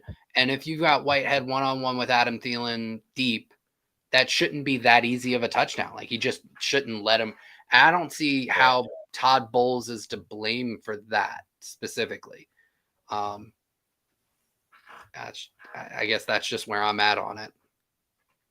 No, it makes sense. Like, it's one of those you can lead a horse to water, but you can't make it drink type of thing. Yeah. Jay Will says some of these players just constantly be messing up. Yep. I think that's kind of the case. Yep. I would 100% agree with that one. Diesel Richet says, got to find Mike for 2 deep shots in the second half. Yeah, you'd like to see that. I mean, the offense is pretty good. They scored 27 points in the first half. Yeah. I mean, it's definitely not been a problem on offense. Would you have liked those 2 field goals to maybe have been touchdowns? Yeah, but you're also on pace to score 54 points, and if that's not enough, I mean, what are we doing here? The Bucs could score 90 points, and some people would be like, well, Mike wasn't involved enough, and the other people will be like, well, why didn't you get 100? Because it looks cooler. But I think Mike's been playing very well in the first half. I think Devin Culp has been playing very well in the first half. Baker, I think, has had a really good half. I mean, it's nitpicking, maybe 1 or 2 plays where he wasn't fantastic, but 1 or 2 out of like 45 plays is really, really good. So Bucky has looked really good. That long run was fantastic. So and the offensive line, I think, has been solid. Not perfect, but definitely good enough. Man, Kenny Pickett has such a weird wind up. So sorry. But if it's okay. okay with you, Matt, I'll give a little bit of an update on stats and even player grades from everybody's favorite player grading site, Pro Football Focus. Whatever you want, you do it. So let me refresh this, make sure we've got the most up-to-date information. Bucky Irving leads the way from a rushing standpoint. 17 carries in the first half, 95 yards. I have a feeling he is going to end up over the century mark by the end of the game. Rachaad White has 2 carries for 10 yards. Sean Tucker 1 for 4. And then non-traditional runners, Cam Johnson has 1 for 11 on an end around. And Baker Mayfield has 1 scramble for 2 yards. Speaking of Mayfield, for anybody who does want to complain about his performance, 16 of 20, that's an 80% completion rating because I paid attention in math class, 225 yards. That's 11.25 yards per attempt. I did fairly well in math. 3 touchdowns, no interceptions. That would look good as a final line for an entire game. Baker still has 60 more minutes of football to play. On That's right. the receiving end, Mike Evans, 7 targets in 1 half. Anybody who's saying he's not getting targeted enough is not paying attention. 6 catches, 48 yards. And Matt, how many touchdowns? 2. Hit him with the 2. sequel. Devin Culp, 4 targets, 3 catches, 52 yards, showing it to be an intermediate to deep threat there. Bucky Irving, 1 catch on 1 target. He took it 42 yards. Payne Durham, 1 target, 1 catch, 31 yards. You see a trend here. The Bucs are getting the ball downfield, not necessarily through the air every time, but just creating opportunities for players to end up downfield. Ryan Miller, 4 targets, 2 catches, 26 yards. Rock Jarrett getting in the picture, 1 target, 1 catch, 11 yards. Jalen McMillan made his 1 catch count, 10 yards and a touchdown. Sean Tucker getting in on the action, 1 catch, 5 yards. That is 8 different players that Baker Mayfield has hooked up with in the first half. And I mean that completely in a football sense. Get your mind out of the gutters. Yeah. On defense, McCollum has 4 tackles. Kalijah Kancey has 2 and a sack. Yaya Diaby has 2 tackles, as does Jordan Whitehead. Everybody else has 1 tackle. I'm not going through all the names there. Then Pro Football Focus, they do live grading these days, and I think it's kind of cool. Yeah. Devin Culp leads the offense with a 91.8 overall grade. Mike Evans, 88.6. Baker Mayfield, 87.8. Bucky Irving, 87.5. Payne Durham, 87.2. Those are your top 5 on offense. Defense, not really a bottom 5 to report because the bottom 5 are still doing fairly close to average. Interestingly enough, they do have Tristan Wirfs as the worst graded player on offense right now. Gasp. It's a little weird, right? Very odd. Defense, if you had to guess what defender has the best grade, who would you guess? Vita Vea. No. Vea's a little bit down there. It's Yaya Diaby with an 82.0 overall defensive grade and 2 pressures. Number 2 is going to make you laugh. He's only played 2 snaps. Oh. KJ Britt. KJ Britt, 81.7, baby. Anthony Nelson has a 76.7. Levante David has a 72.2. And Greg Gaines leading the interior defensive lineman with 69.3. Pressures, 2 from Diaby, 2 from Kancey, along with including the sack, and 2 from Joe Tryon-Shoyinka. And that's my time. Well, thank you very much for those updates, Josh. They are very intriguing. We have a super chat from a separate Josh. This one being Josh Ortiz. Thank you for the $5 super chat. Who says, has Baker earned a seat at the MVP conversation table? No. Good question. No. I would put it in the sense of if the voting was like how they do it for like the Heisman Trophy winner, no pun intended, not that it's a pun, but no Wasn't trying to allude to Baker's Heisman, but that was very cool. Hey, everyone, remember the time Baker Mayfield won a Heisman? That was dope. But it was the voting like that, or like how the NBA does MVP. I would give maybe Baker like a 5th place vote. He's not ahead of Josh Allen. He's not ahead of Lamar. I like Joe Burrow, in my opinion. I would put Burrow and Jamar Chase. I was thinking Burrow, Chase, and Saquon as well. I would all put ahead of Baker. But if you're doing a top 10, I think Baker's in the top 10. That's fair. That is fair. But yeah, if the Bengals make the postseason, I mean, I know it's a regular season award, but like, if the Bengals somehow got to the Super Bowl, how does Joe Burrow not win regular season MVP, you know? Right?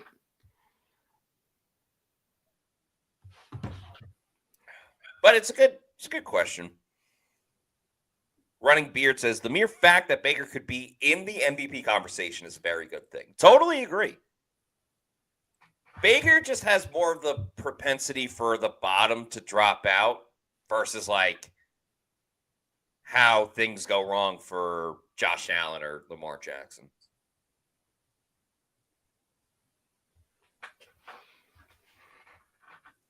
But yeah, he's playing very well, and that's all you could ask for.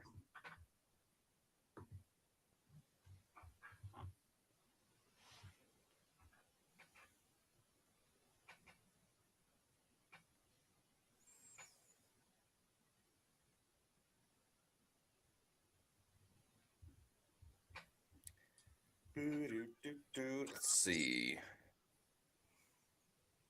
Tim Wotherspoon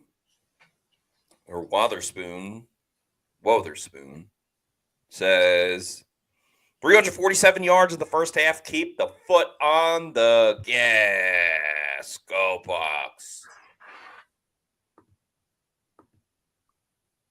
Bucs fan says Baker also does make some poor throws, but that is nitpicking. Yeah, it's nitpicking. Yep. Diesel Roche says, since we're talking about MVPs, Brady deserved that award in 21. Yeah, I think he should have gotten it over Aaron Rodgers or whoever won that year. I also think the Bucs 2021 team was better than their 2020 team. But then injuries. I agree with that. Then injuries and Antonio Brown going crazy set everything else back. But that team was so much fun to watch.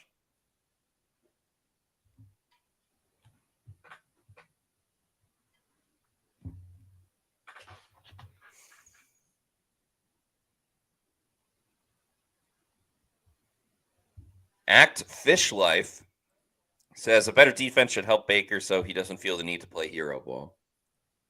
True, but Baker, I mean, this isn't the first time an offense has had to play well where the defense doesn't do anything.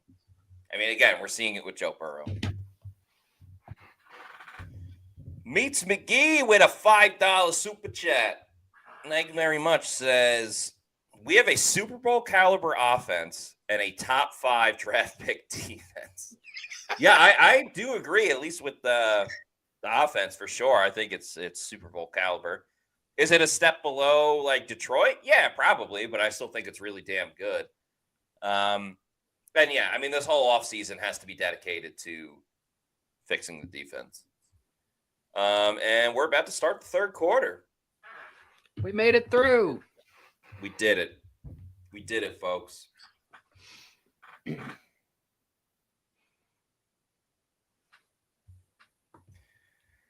Let's see what adjustments are made. Are there any adjustments that are made? Let's go down to the Oz Dust Ball. All right. Panthers are going to start out in shotgun. They're going to run it.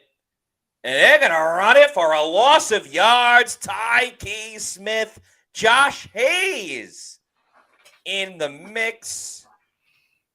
Interesting that Hayes is out there. Looked like Poles did not know he was about to get interviewed. Todd, can I get a few minutes of your time? I guess. Oh, man. Yeah, why is Josh Hayes in there? Maybe an injury? So, Maybe gotta Todd be is Jamel Dean. unhappy with how that second to last drive went, or even that last drive. Yeah, I doubt he benches Dean for Josh Hayes, though. True. That's like saying I don't Dean, like parentheses knees, not one knee, two knees, is questionable to return. So that answers the Josh Hayes question. There you go. Yeah, I was gonna say like voluntarily putting Hayes over Dean is like saying I don't like my haircut, so I'm gonna cut off my head.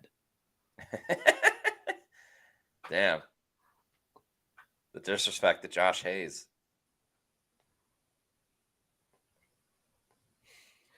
Bryce Young is averaging almost 11 yards per attempt. Yeah.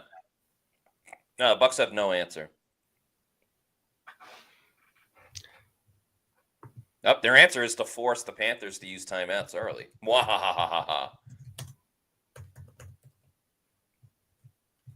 who would have thought Giants-Colts would be 28-20? Oh my God, the Giants had a kickoff touchdown. That's wild.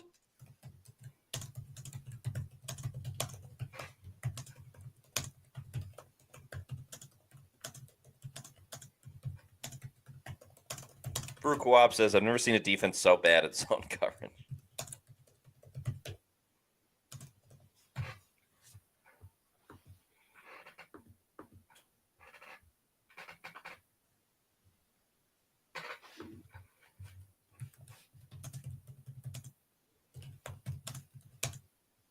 All right. Oh, yeah. Oh, intentional grounding.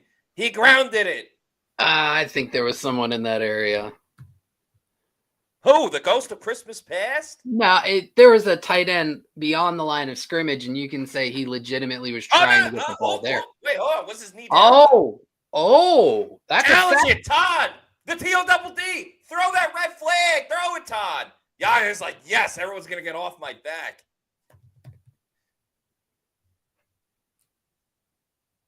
That's a sack for Yaya. Diab. Yeah. He's down. He had a knee and a hand down. Screw it. We're going to get ahead of it. And say...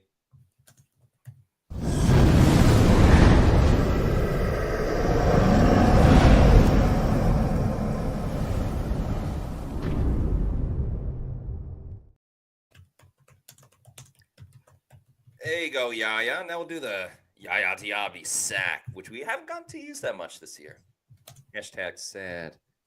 But anyway, nice job, Yaya.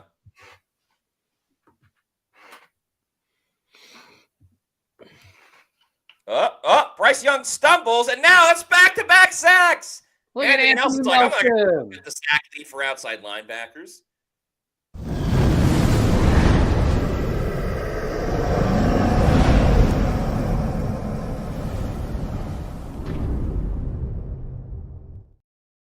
And seeing that performance begs the question, why don't the Bucs just get a sack on every play?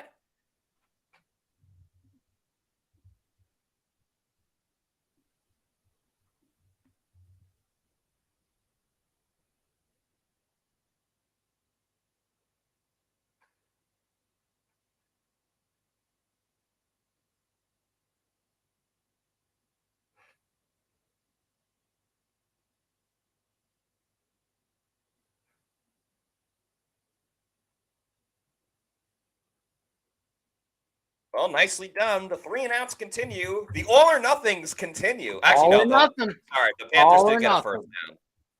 Apologies. Panthers did get a first down. Oh, that's right. Yep. Nicola Legistina says, Nelly. As Sam McMillan says, Nelly Selly. This is If you wild. want to go and take a ride with me, sack Like- the QB in the back. Like, good on QB. Nelly for getting the stat, but like, what did he do well on that rep? He's just got good luck. He does. That's what he is. Oh, Trey, just go down. Why are you holding the ball like an idiot? He was holding the ball So loose. like somebody with a death Fred back. wish. Like a Damn. breadbasket. Even the special teams coach is like, come on, man. JB laying the hammer down says Trey Palmer should never return punts again. I want to try Cameron Johnson.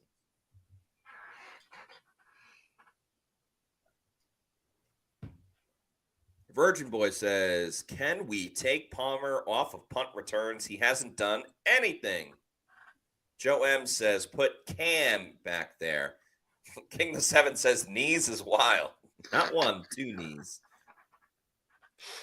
And Todd Bowles can't be like, he's got a knee. Like, nope, he's got 2 knees. And we're talking about the injury, not the body. I think Todd will actually properly pluralize that too. He's got the knees. He's got a knees. Like the sentence doesn't even make sense. Rox's review says Mike needs a 90-yard touchdown. Well, he could get it. I think Mike's going to get it on a slip and fall by the corner. I could see that happening. I could see that happening. And then right before he scores, he'll take like 5 seconds because the Panthers won't try to run and track him down. He'll take 5 seconds to wave at everybody in the stadium and say thank you for all of your support. And then he'll score the touchdown. It'll be cool. Let's get Mike 5 touchdowns today.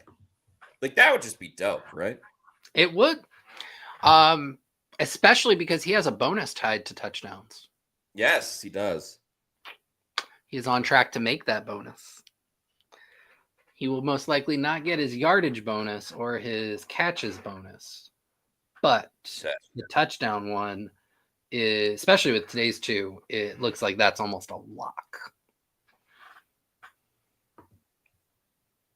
And he'll probably just end up donating that money anyway. So I was thinking when you were talking about like him taking the 5 seconds, I'm like, as long as he doesn't throw the ball to the fan before he crosses the goal line. Correct.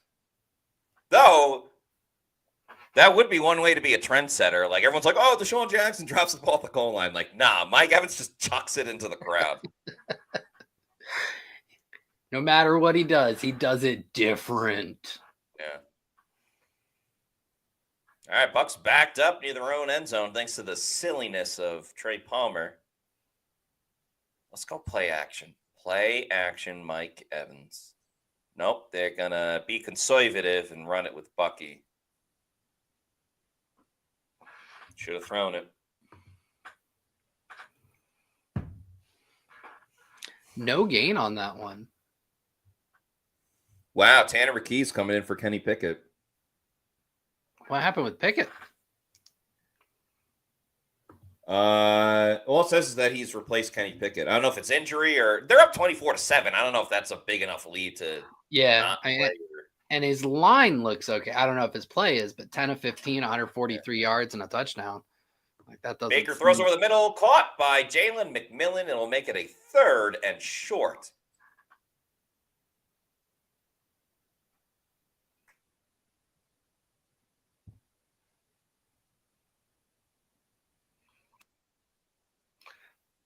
Pretty sure that was just an option route for McMillan running underneath Evans, looking at the leverage. McMillan, he gets the first down and more. So another rusher for the Bucs today.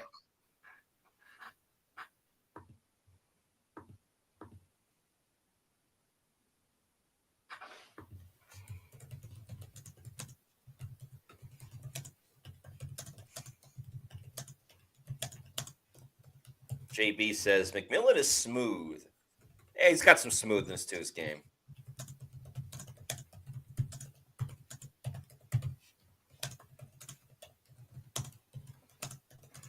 All right, new set of downs for the Bucs. Cameron Johnson on the field. He goes in motion.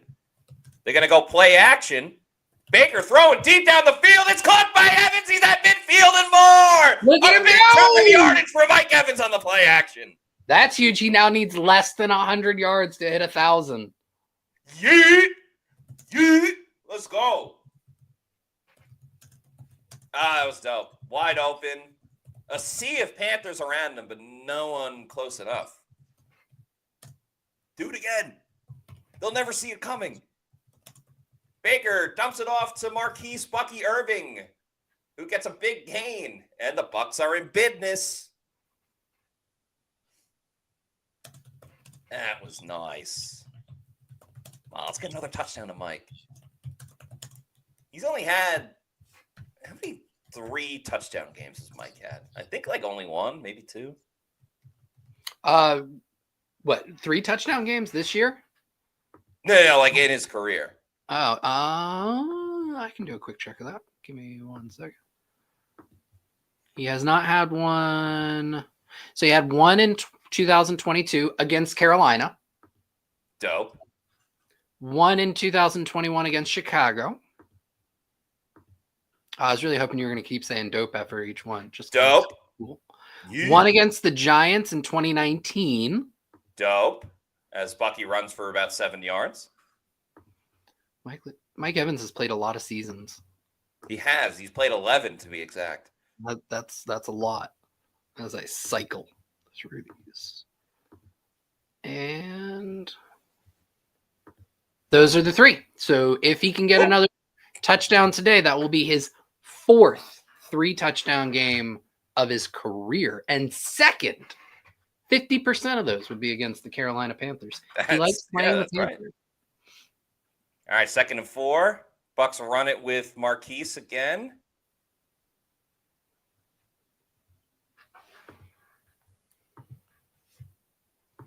Oh, no, there's a flag. The only thing that has stopped the Bucs today. And that hasn't even stopped them too much.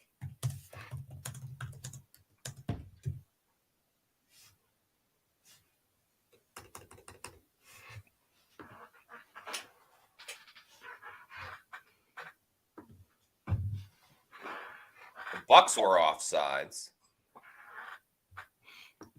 I object. I object most strenuously. To the offsides? Yes, but I'm pretty sure it's going to be sustained. Or overruled, sorry. Challenge it. I don't even think you can. But challenge it anyway. Okay.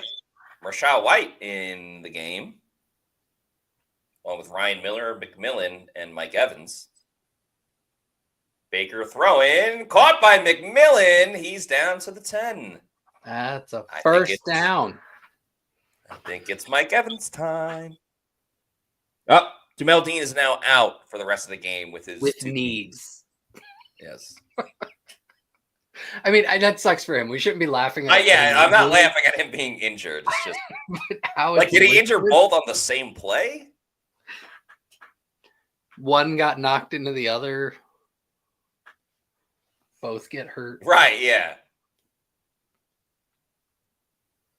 I'm picturing that almost like a left Twix, right Twix, like feud between the knees. A pony package. Bucs go play action. They dump it to Bucky, who makes the catch. He's going to get tackled after about a 3-yard gain.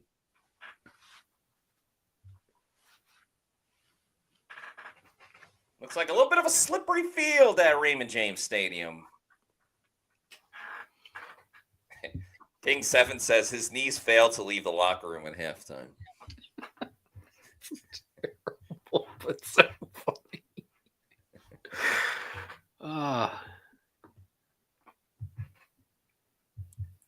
303 for Baker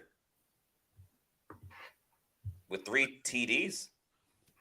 Rashad White remains in at running back. They go play action, throw to McMillan. He gets about a yard, but then is tackled.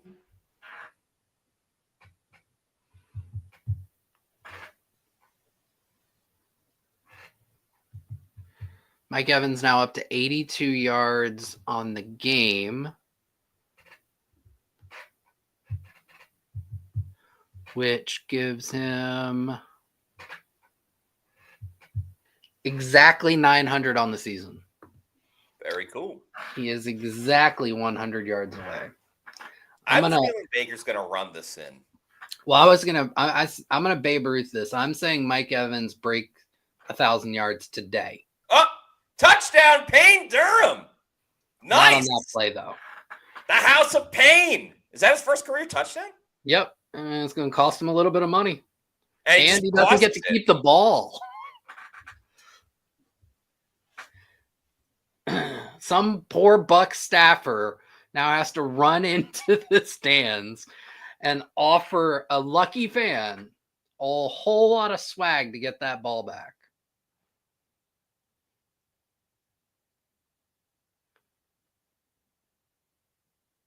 He just launched that.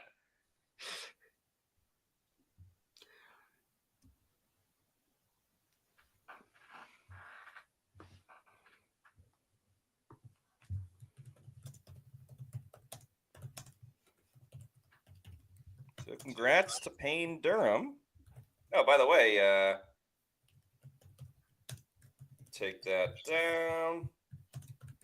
And touchdown.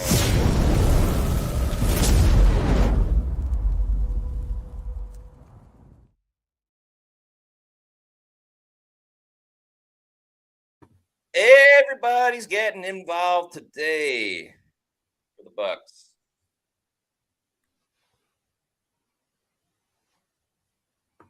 By 20.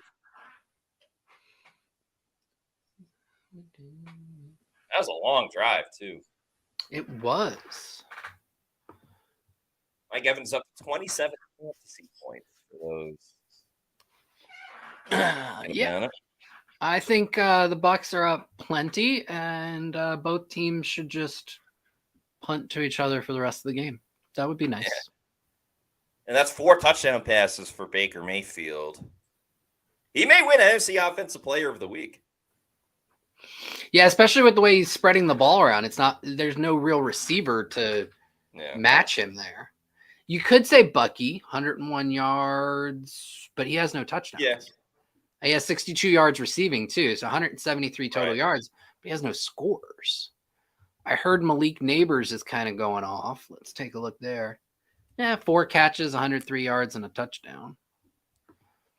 I guess I'll do the any catches in the second half. I guess I'll do the out-of-town update. Yeah, do it.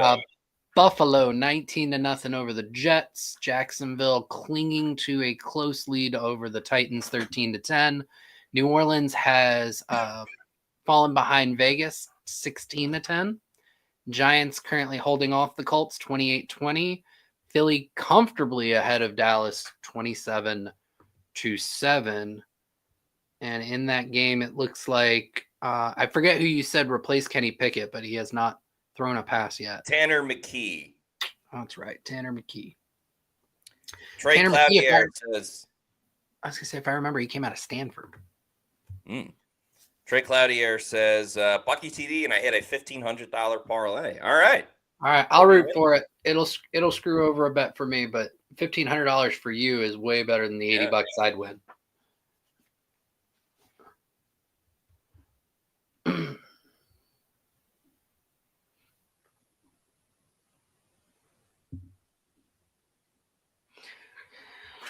Commenters should do their best impression of a Washington Commanders fan in the comments. Yeah. Let's hear it. Left hand up. Who are we? The Commanders.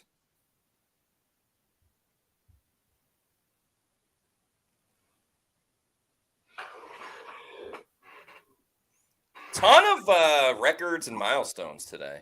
Yeah. Between Mike surpassing like 1 billion people on yards and receptions. Bucky gets 1,000 yards. Devin Culp makes his first career catch. Payne Durham scores his first career touchdown. I feel like Liam just put like a sign-up sheet outside like the offensive meeting room and said, "What do you need? I'll make it happen today." Yeah. Like Liam and Baker, like together. They're like, "We got this for all of you." Oh, man. Young had time to throw. Look at J.J. Russell. Out in coverage. Probably should have been caught, but whatever.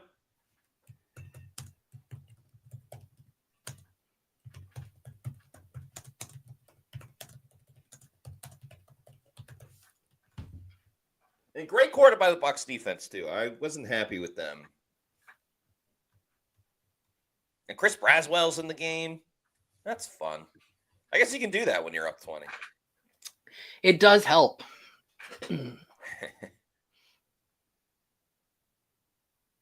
Young steps up, throws, has Thielen. Thielen's the only guy that's really went off today. Yep. King 7 says the announcement of Dean injury, they said knees. Knees, LMFAO. Yeah. I feel like that's almost like a 4-year-old trying to tell somebody how they like where they're like, was it your head, shoulders, knees, or toes? Right, Knees. yeah, exactly. It was the knees. Farouk Kawab says, sheesh, time of possession so far. Carolina 10-37, Bucs 28-35. Yeah. It's pretty good.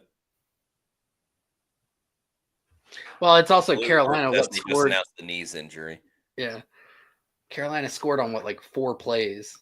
And then the missed field goal was also like 3 plays. Throwing a flag on the play. Up, it's on the Panthers. Never mind. They're getting the ball back, which means Pepper, Michael, and Evans.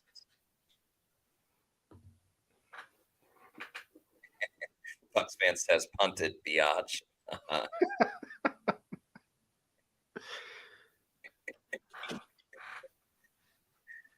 Oh, that's funny. We are laughing. We are laughing.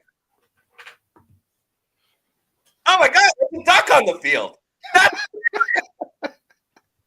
Oh, wait, J.J. Russell's got the ball. Oh, wow. Oh, it's the good luck duck. It's the good luck duck. Who blocked that?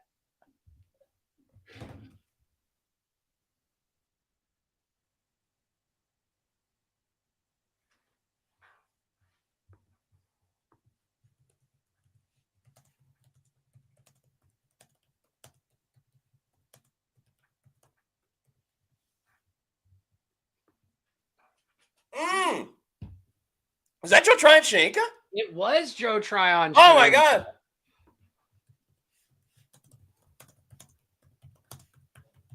That was insane.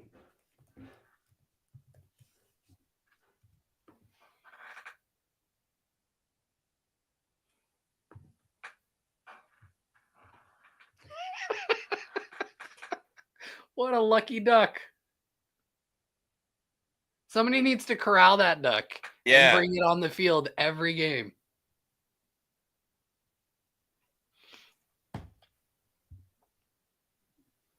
Good luck, duck. Oh man, I'm gonna rewind that and take a picture of the duck and then say retweet for the good luck duck or something like that. That was insane.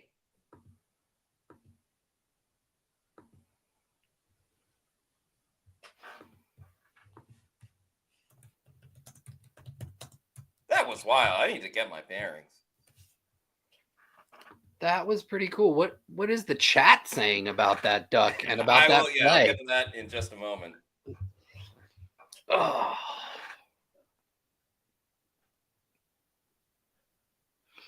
Where were you when the good luck duck was on the field?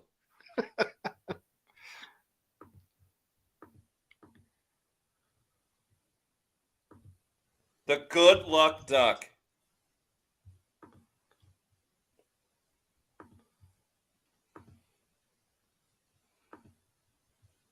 Should I say good luck, duck? Retweet for all your bets to hit today.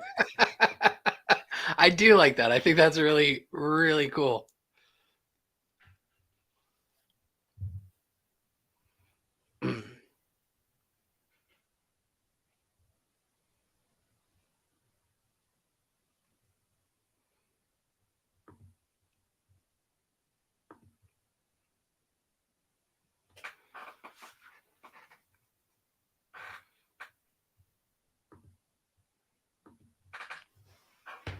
Okay.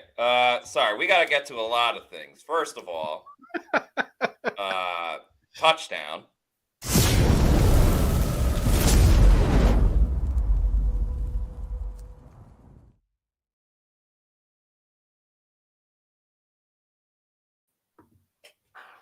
Secondly, what's the score now? 41 something? I believe it is 41-14. Okay. 41-14. Okay. Sorry. Now we'll get to comments. Everything has just been crazy. Baby Boy 2 Demand says JTS chess fees. Touchdown, Ducky. Farouk Awab says Jason Light still making moves, signing the Duck with no one knowing.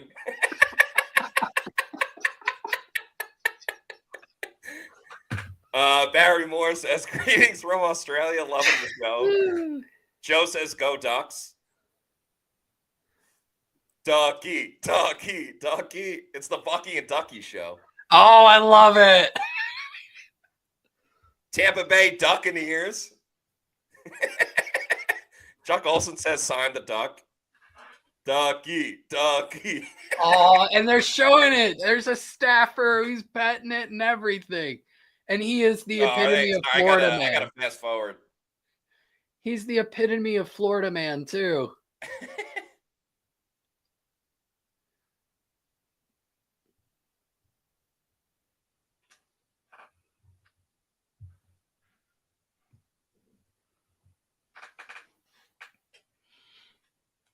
Too funny.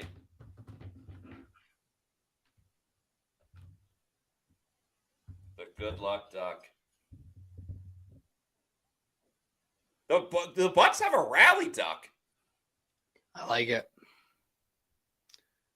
And there's so many things that they could like do with that from a marketing perspective. Yes.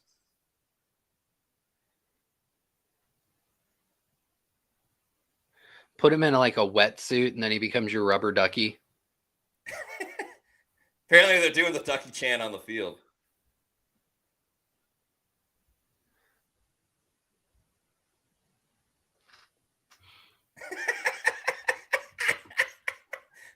What a silly game. Bucky Irving. Ducky. And we're still in the third quarter. Yep. There's still 19 minutes of football to play.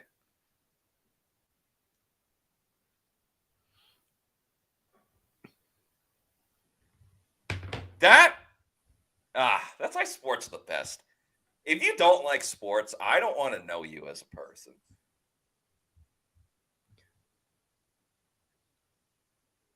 First and 10 for Carolina.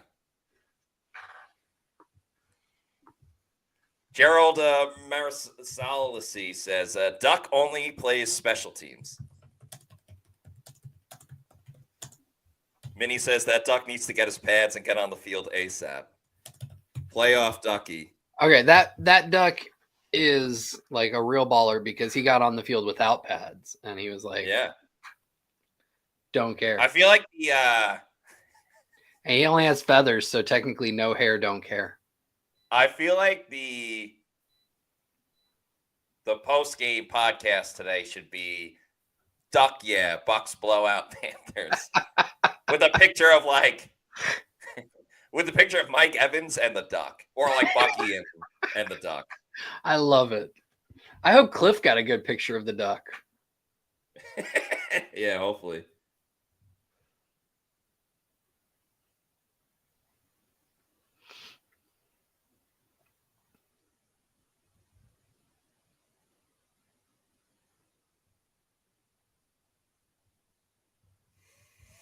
Oh, now it's raining. Oh, it's going to be tough to get Mike the ball with the rain.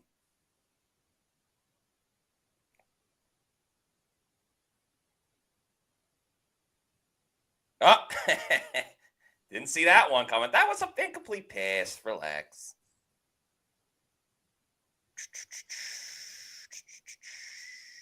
Oh, here come the Ponchos. Ooh. I think I'm a little bit ahead Jeff of you. B. Need some cheap Mike Evans yards. I think I'm a little ahead of you. Oh, sorry. Panthers All right, went for on 4th and 7 and false start. They were claiming the Bucs drew the false start, and the refs weren't buying it. Now 4th and 12, and they decide to punt to elite punt returner Trey Palmer. His hand on his hips, like what? Okay. Yep. Okay, I'm now seeing the punt from Johnny Hecker. Yep. This all goes back to when I Had to rewind it to get the picture of the duck. So that's right. Palmer gets maybe a yard or two.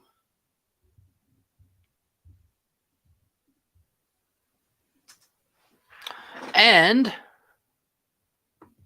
let's see.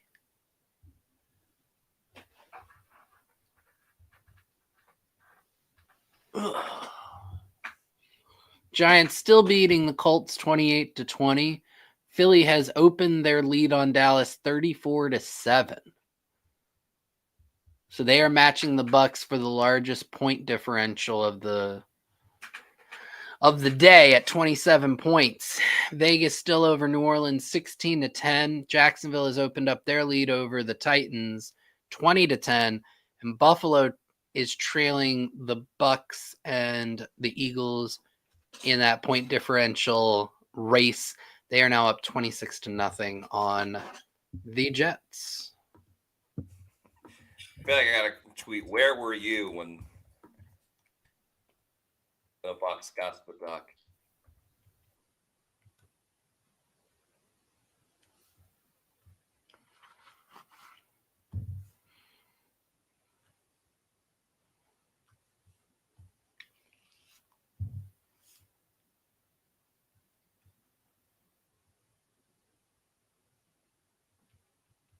Capo's definitely going to say something mad funny about the duck in the press conference.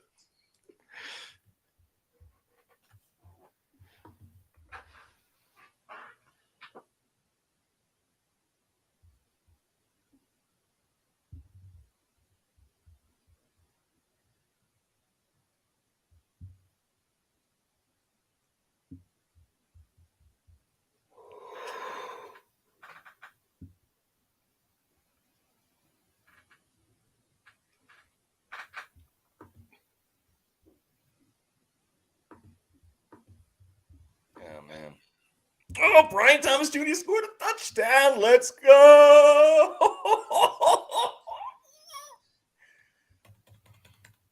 And who was that got the touchdown for you? Brian Thomas Jr. of the Jacksonville Jaguars. Good and football. I took a risk. Because I've been starting Keenan Allen every week. And I had Devontae Smith as well. I benched Keenan Allen, who only scored 7.5 points. I benched Devontae Smith for Brian Thomas, but Devontae has 20.5 points, having a good game. Don't get me wrong. But Brian Thomas Jr. now has 23.9.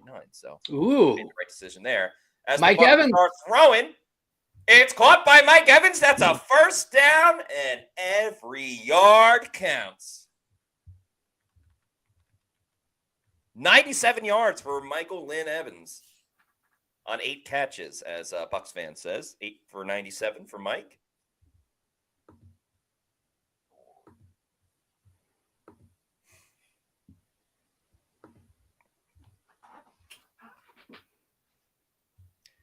Farouk Kowab says Casey Phillips' next guest on Bucs Total Access at the top. Love it. Now Rachaad White is rumbling, bumbling, stumbling for a big run.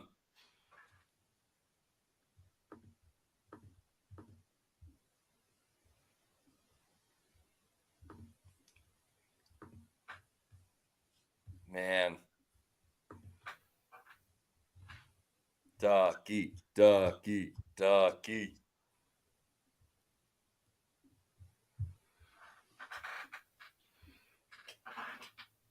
Mike Evans only 85 yards away.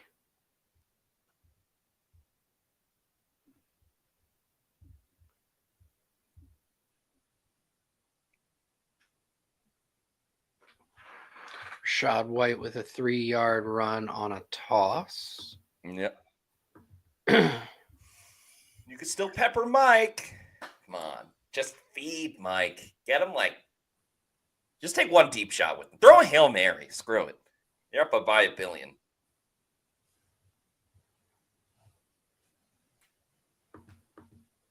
And Baker, a 5-touchdown game? That'd be pretty badass.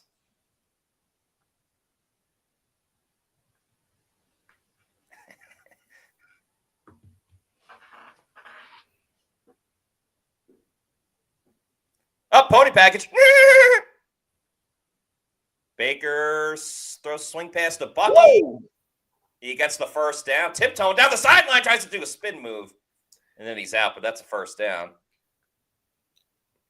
So you have a pony package and a wild duck. I bet you they're going to have a duck package now, like next week. Bucky going barehanded as well because of the rain.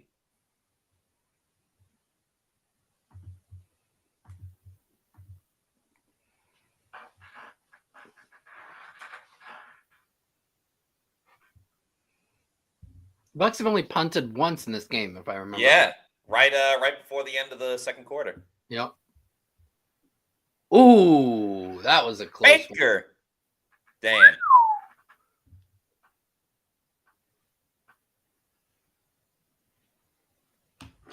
Baby boy 2 demand says, Buck if you duck.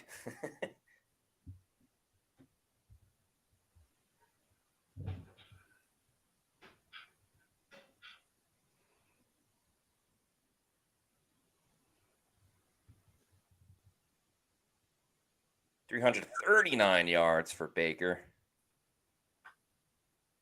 A bit of a high snap, but that's no problem for Bucky Irving, who is making defenders slip and Look slide. at Luke Gedeke. Did you see Luke on that? Not in particular, no. He was leading Bucky, and he took a Carolina Panther all the way back to Charlotte.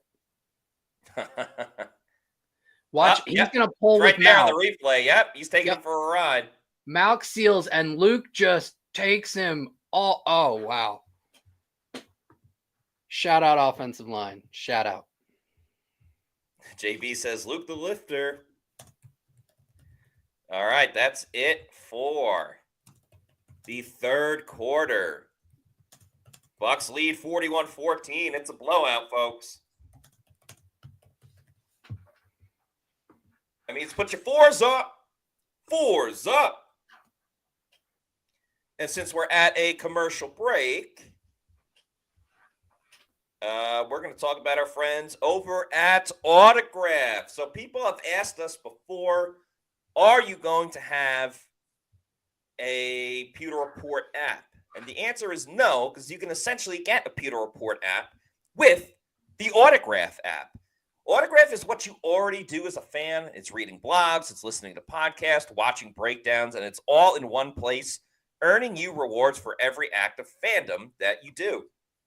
It's completely free and available on Androids and iOS, so just download it there.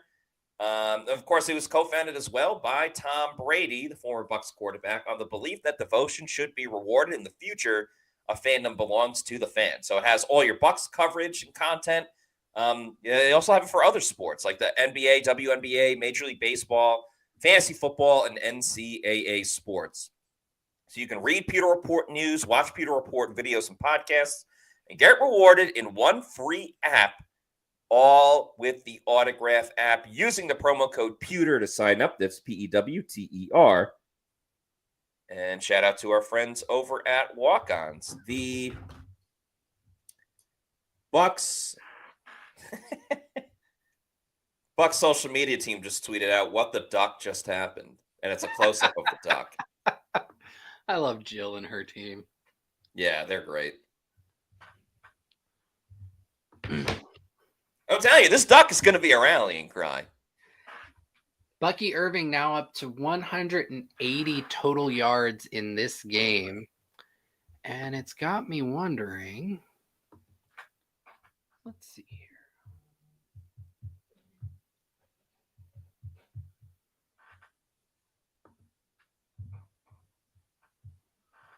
Add in his receiving. If you had to guess how many total yards Bucky Irving has this year, where do you think you would land? Including today. Including today. 1,400? You're flipping close, buddy. 1420. Wow. Oh, 1420. Nice. Smoke him if you got him. That's nice. Yeah. And counting. Let's start with play action. Baker will throw it back to Rachaad White. Solid game.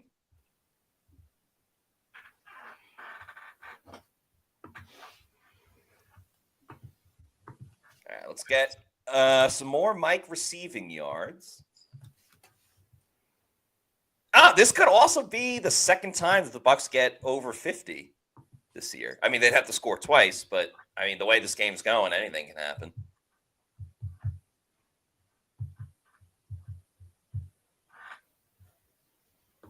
They're going to run it with Shad. Oh, you stay healthy, Tristan Wirfs.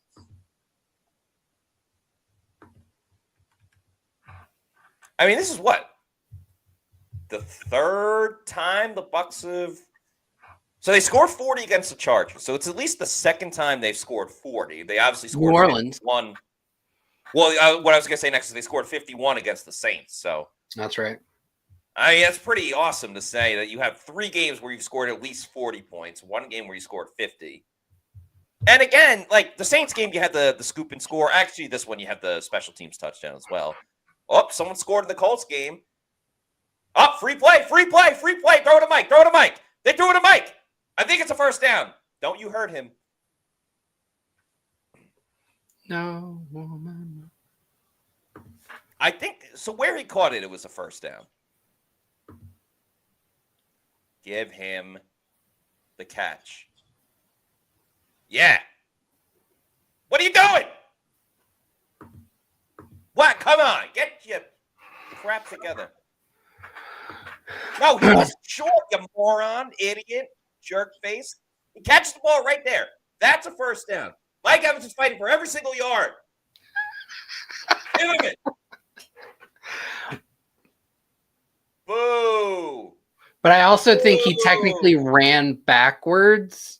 He wasn't forced backwards. Boo. Another Buck just hit a milestone on this drive. Who was that? Rachaad White now has over 1,000 all total yards, rushing and receiving. Awesome. So they have 2 backs with over 1,000.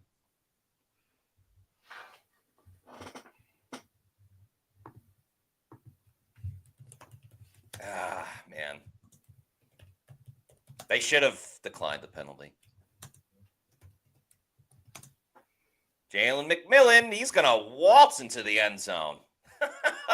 No one near him. That's his second touchdown of the game. That is. And his 6th in the last 5. No, 7th in the last 5 games? Before it was just 5 and 4, right? So 6 and 4, sorry. This has been throwing us off. Maybe I wasn't good at math.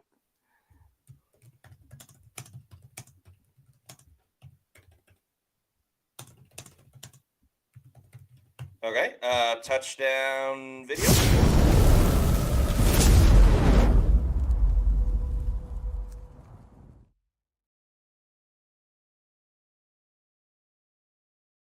Very nice, very nice. Let's see. Jalen McMillan.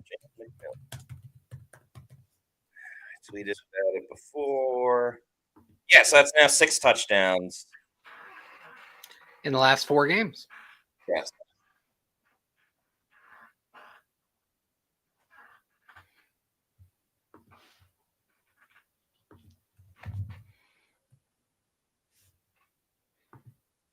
Good for Jalen McMillan. What a second half turnaround.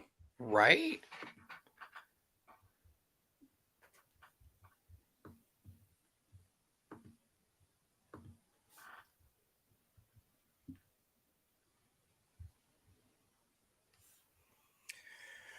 Whoo! The Tampa Bay Buccaneers putting a whooping on Carolina.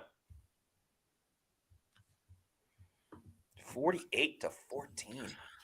Also, Matt, Indy is now down just 28-26 to the Giants. Okay, he didn't get the 2-point conversion.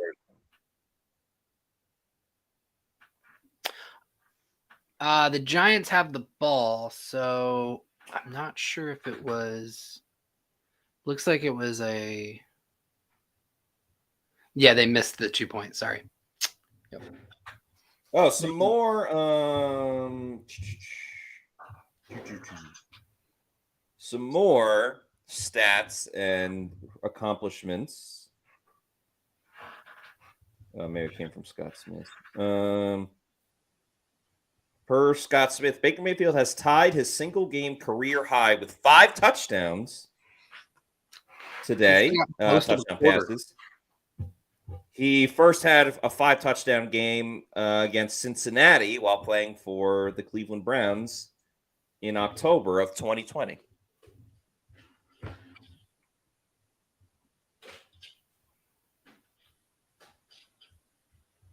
And we have a super chat from Virgin Boys. Thank you. Who says, if we lose Liam, I don't know what I'll do. LOL. Pretty sure you'll be sad. Yeah. As somebody who's really enjoyed covering him, I'll be very sad if the Bucs lose Liam. I will live stream crying on our Instagram. You should make like a montage of crying GIFs. Yes. And just roll them. I will do it to the tune of the Sarah McLachlan song, In the Arms of... Oh, yeah. I feel like that song contractually can only be played for the SPCA with sad animals.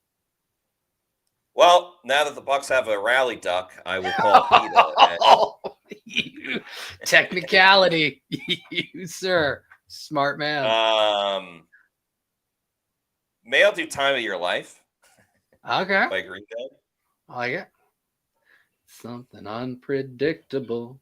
That's kind of Gerard Salisi says, I can't imagine being at a sports bar watching the Bucs with Matt. Hey, I'm down to... Well, it couldn't be the Bucs, but really any other game. Happy to do so with the Bucs fans. Rathel Gordon says, I was sad when we lost Dave Canales, LOL. But yeah, I mean, two things can be... Like, Dave was a good OC. He was improving, and I think he's actually done a pretty good job in Carolina this first year. They absolutely upgraded from him, though. Like, Liam is special. Let me upgrade you.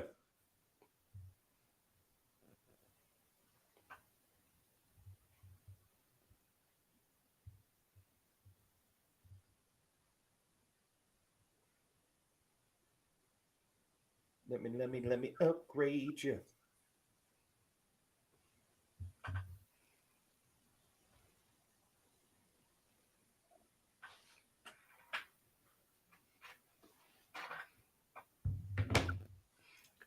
Mm-hmm. 12 minutes to go. Really just last thing to watch for is Kyle Trask coming in, things like that. Mike Evans, yardage watch. Yeah, Mike Evans, of course. Although, especially with the wet field. Oh, just missed a sack. And he might have been short. Especially with the wet field and the fact that Mike's probably still not 100% from that hamstring injury midway through the year. And look at Bryce Young just slipping and sliding. Do you think the Bucs even risk getting him a few extra yards? I think maybe one more drive. I think like they'll use him on like third downs only, and if he's open, get him the ball.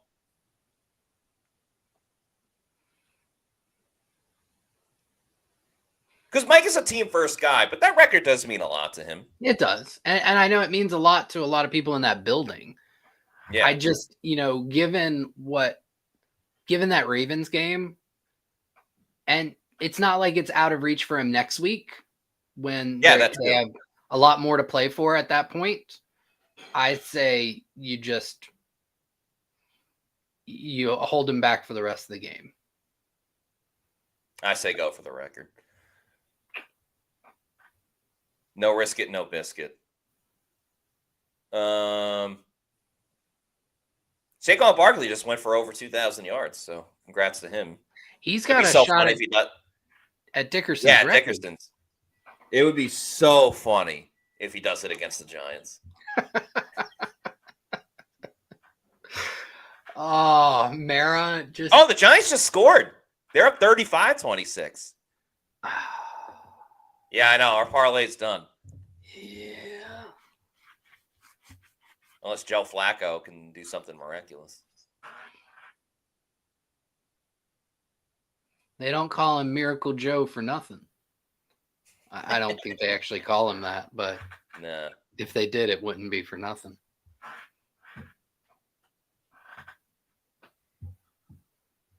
Second and 7 coming up. By the way, we have over 1,000 people watching us on X. So thank you so much everybody. for all of your support. Hello.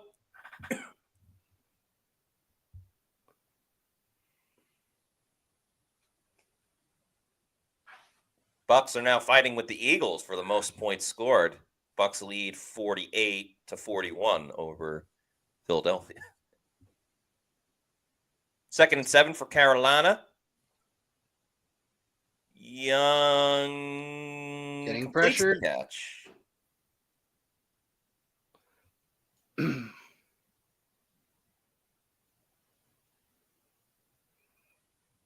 I agree with Bucs fan who says, let's get some likes. How about that? And a great compliment by Thomas Bagwell. Thank you so much. Who says, y'all's performance is matching the Bucs today, boys. We appreciate it. Matt carries the way. Nope. It's a team effort. Josh Ortiz. Josh Ortiz says, duck call noisemakers for the next game? Maybe. It is a home game. You know, the Rays have, I want to say the Rays used to have, the Vuvuzelas. And that would be very cool if the Bucs ended up with. I feel like there's a perfect synergy there for a partnership with Duck Dynasty. Yeah, for sure. And Bucky Irving, because he's an Oregon Duck. Yeah. Oh my gosh, it's too good to be true. It is.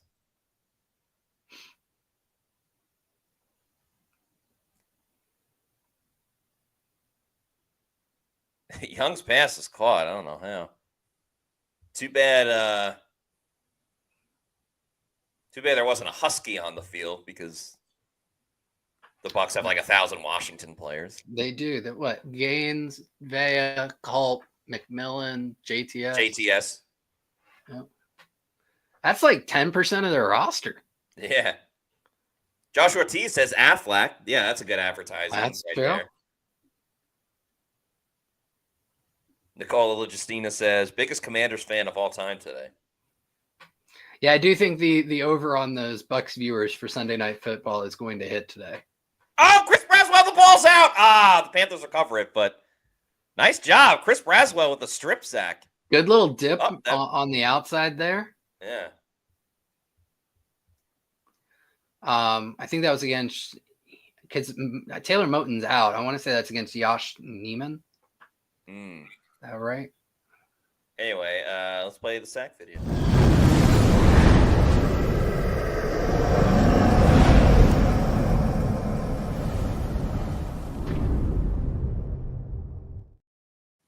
Well done for Chris Braswell. Happy for him. Young's going to get sacked again. Logan Hall. And the Bucs will take over, but that means it's like the Bucs can only get sacks if they do it twice in a row. How funny is that? Here's the video again.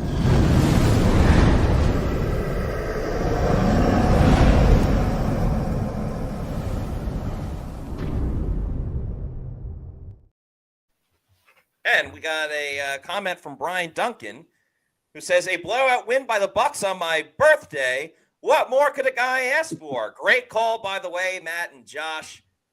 Well, Brian, a very happy birthday to you. Happy the Bucs can deliver you the gift of just an absolute ass-kicking by Tampa Bay over Carolina. So thank you for the comment. Happy birthday, and hope you enjoy the rest of your day. Yeah, I would sing the happy birthday song for you, Brian, but I want to gift you the gift of not having to hear my singing voice. And there is also precedent because 2 weeks ago, Trustin Vorbeck That's right. chatted us $100, and then later on was like, "Can you guys sing Happy Birthday? How much would that cost?" And Scott was like, "Well, you already gave us $100, so," and then we sang it. So we do have a going rate of $100 if you want to sing Happy Birthday, but we will do it for $100. Brian Bennett says, "Thanks, guys." Oh man. We have a $2 super chat from Timothy Fitzgerald who says, "Let's freaking bake." Baker total 42 touchdowns, needs 3 to catch TB12. That's a great poll. It's possible. Yeah. It's certainly possible. Guy Quarth says, Duck Dynasty of the NFC South. There you go. Samuel Martinez says, Traskaholics, where you at? I think that one's been put to bed quite a while ago. Well, I'm not sure if they meant like, oh, Kyle Trask is going to come into the game now.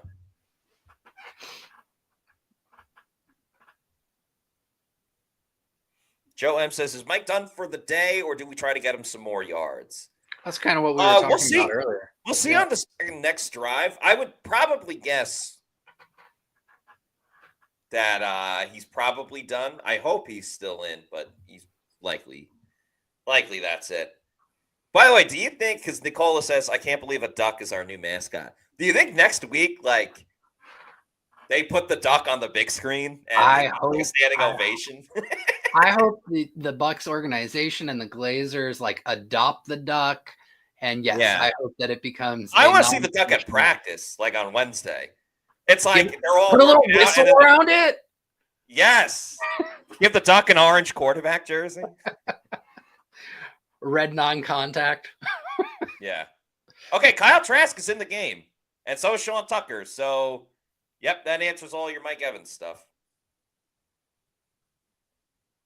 7 minutes of Kyle Trask. Yeah, Payne Durham launching that ball into the end zone.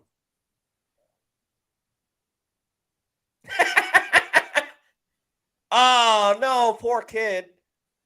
Oh, they'll probably get another football. Well, that's what I was saying earlier. Like, that kid's going to get so much swag. Like, they're literally taking him back. So he's going to get an autographed ball by a bunch of players. He's going to get jerseys. Like, that kid's very lucky overall. And then Payne, of course. And he's a lefty. First touchdown catch ball. Yeah, Baker will probably take some selfies. Oh, there's Michael Pahanic and Nelson Louise, the PR guys for the Bucs. Communications team.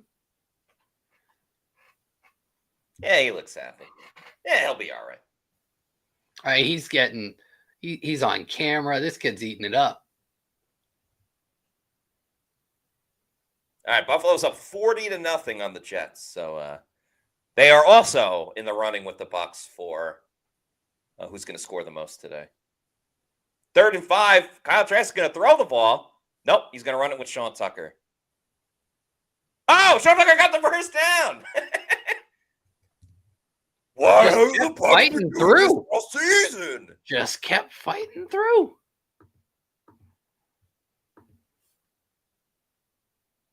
What a handoff by Kyle Trask. But well done by Sean Tucker. Nicole Justine says, Shaq motivated the pass rush, fear of being replaced.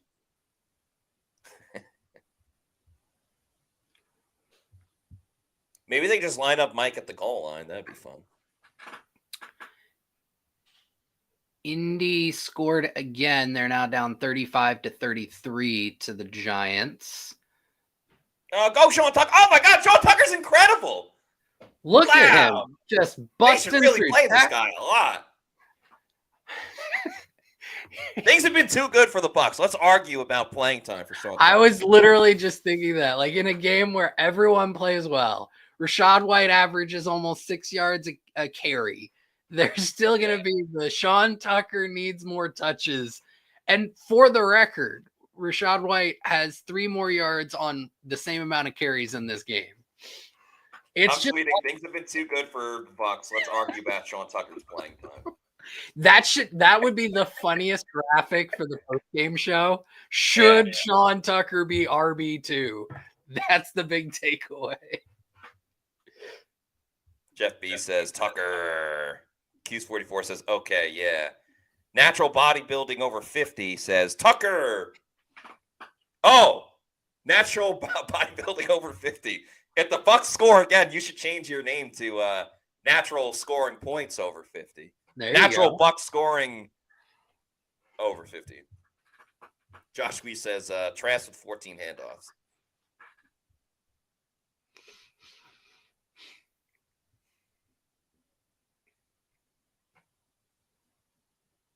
And they're going to run it with Shaw Tucker. No, Rashad White. First down, Bucs. Come on, let Kyle Trask throw it, you cowards. Dave Canales has never had a bad day in his life, so he's not going to be offended by this.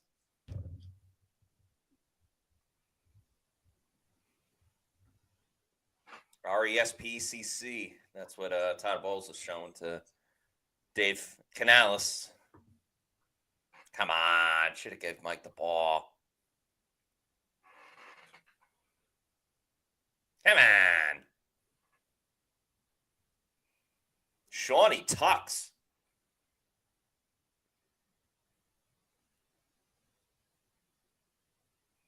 Tucker up the middle. He's just steamrolling people. He's a bowling ball with knives attached to it. Just nobody wants a part of it.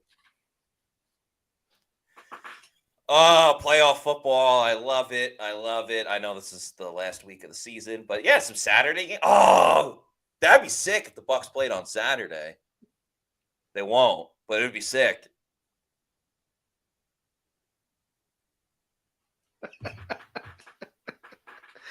So Sly just texted me.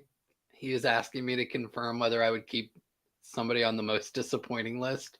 And I went, I wouldn't do a most disappointing list. Yeah.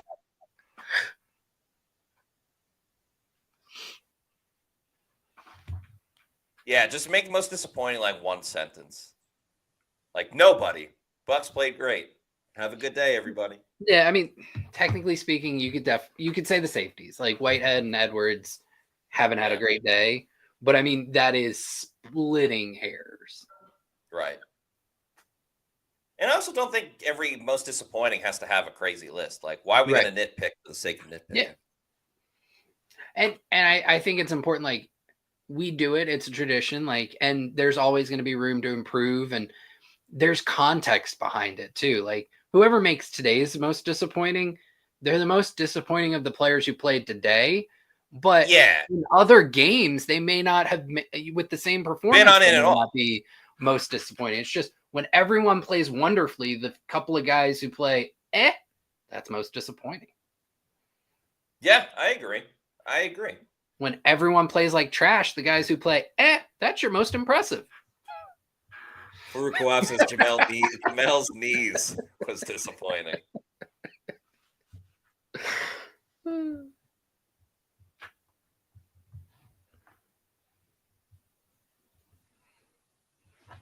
Corey Reeves says, I agree with Dean's knees. Yeah, we're at the 2-minute warning. This has been a lot of fun. It's a blowout. Bucs are going to win. I feel confident saying that. The over hit. The Bucs pretty much covered the over on their own.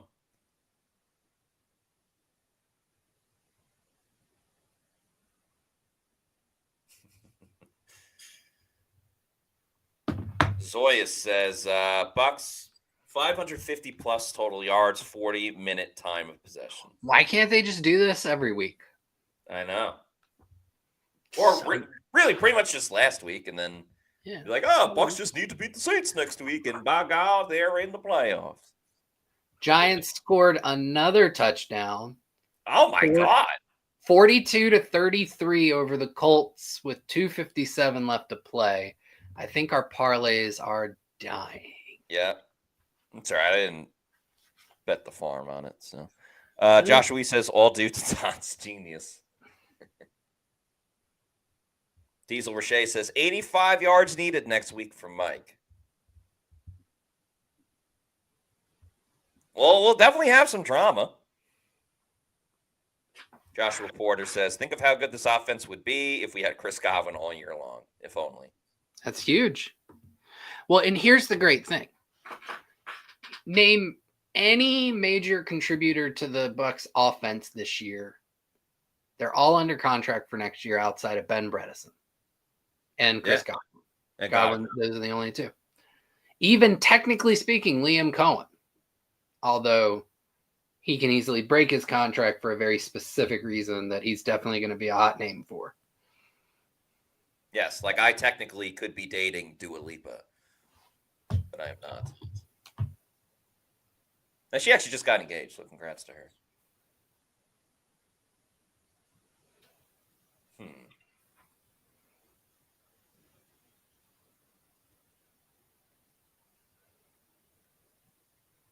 How about Emily Ratajkowski? What's she doing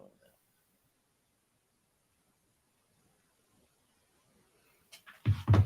Oh, yeah. I'm not going to go down this rabbit hole.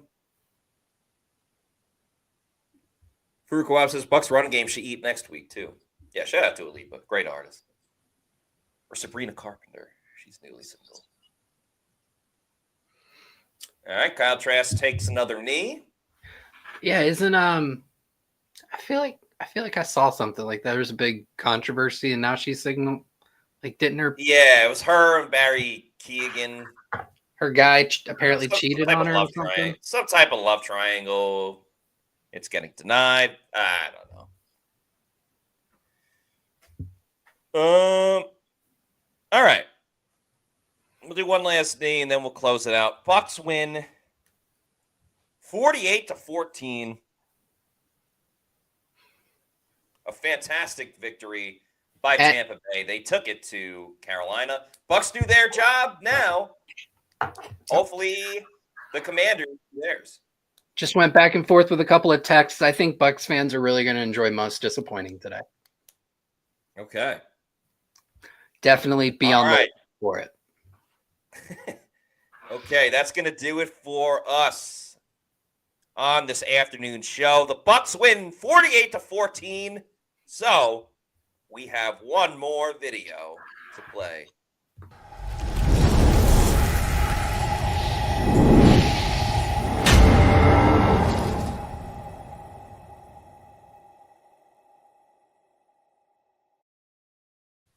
All right. Thanks, everybody, for watching. It was a great time doing the show today.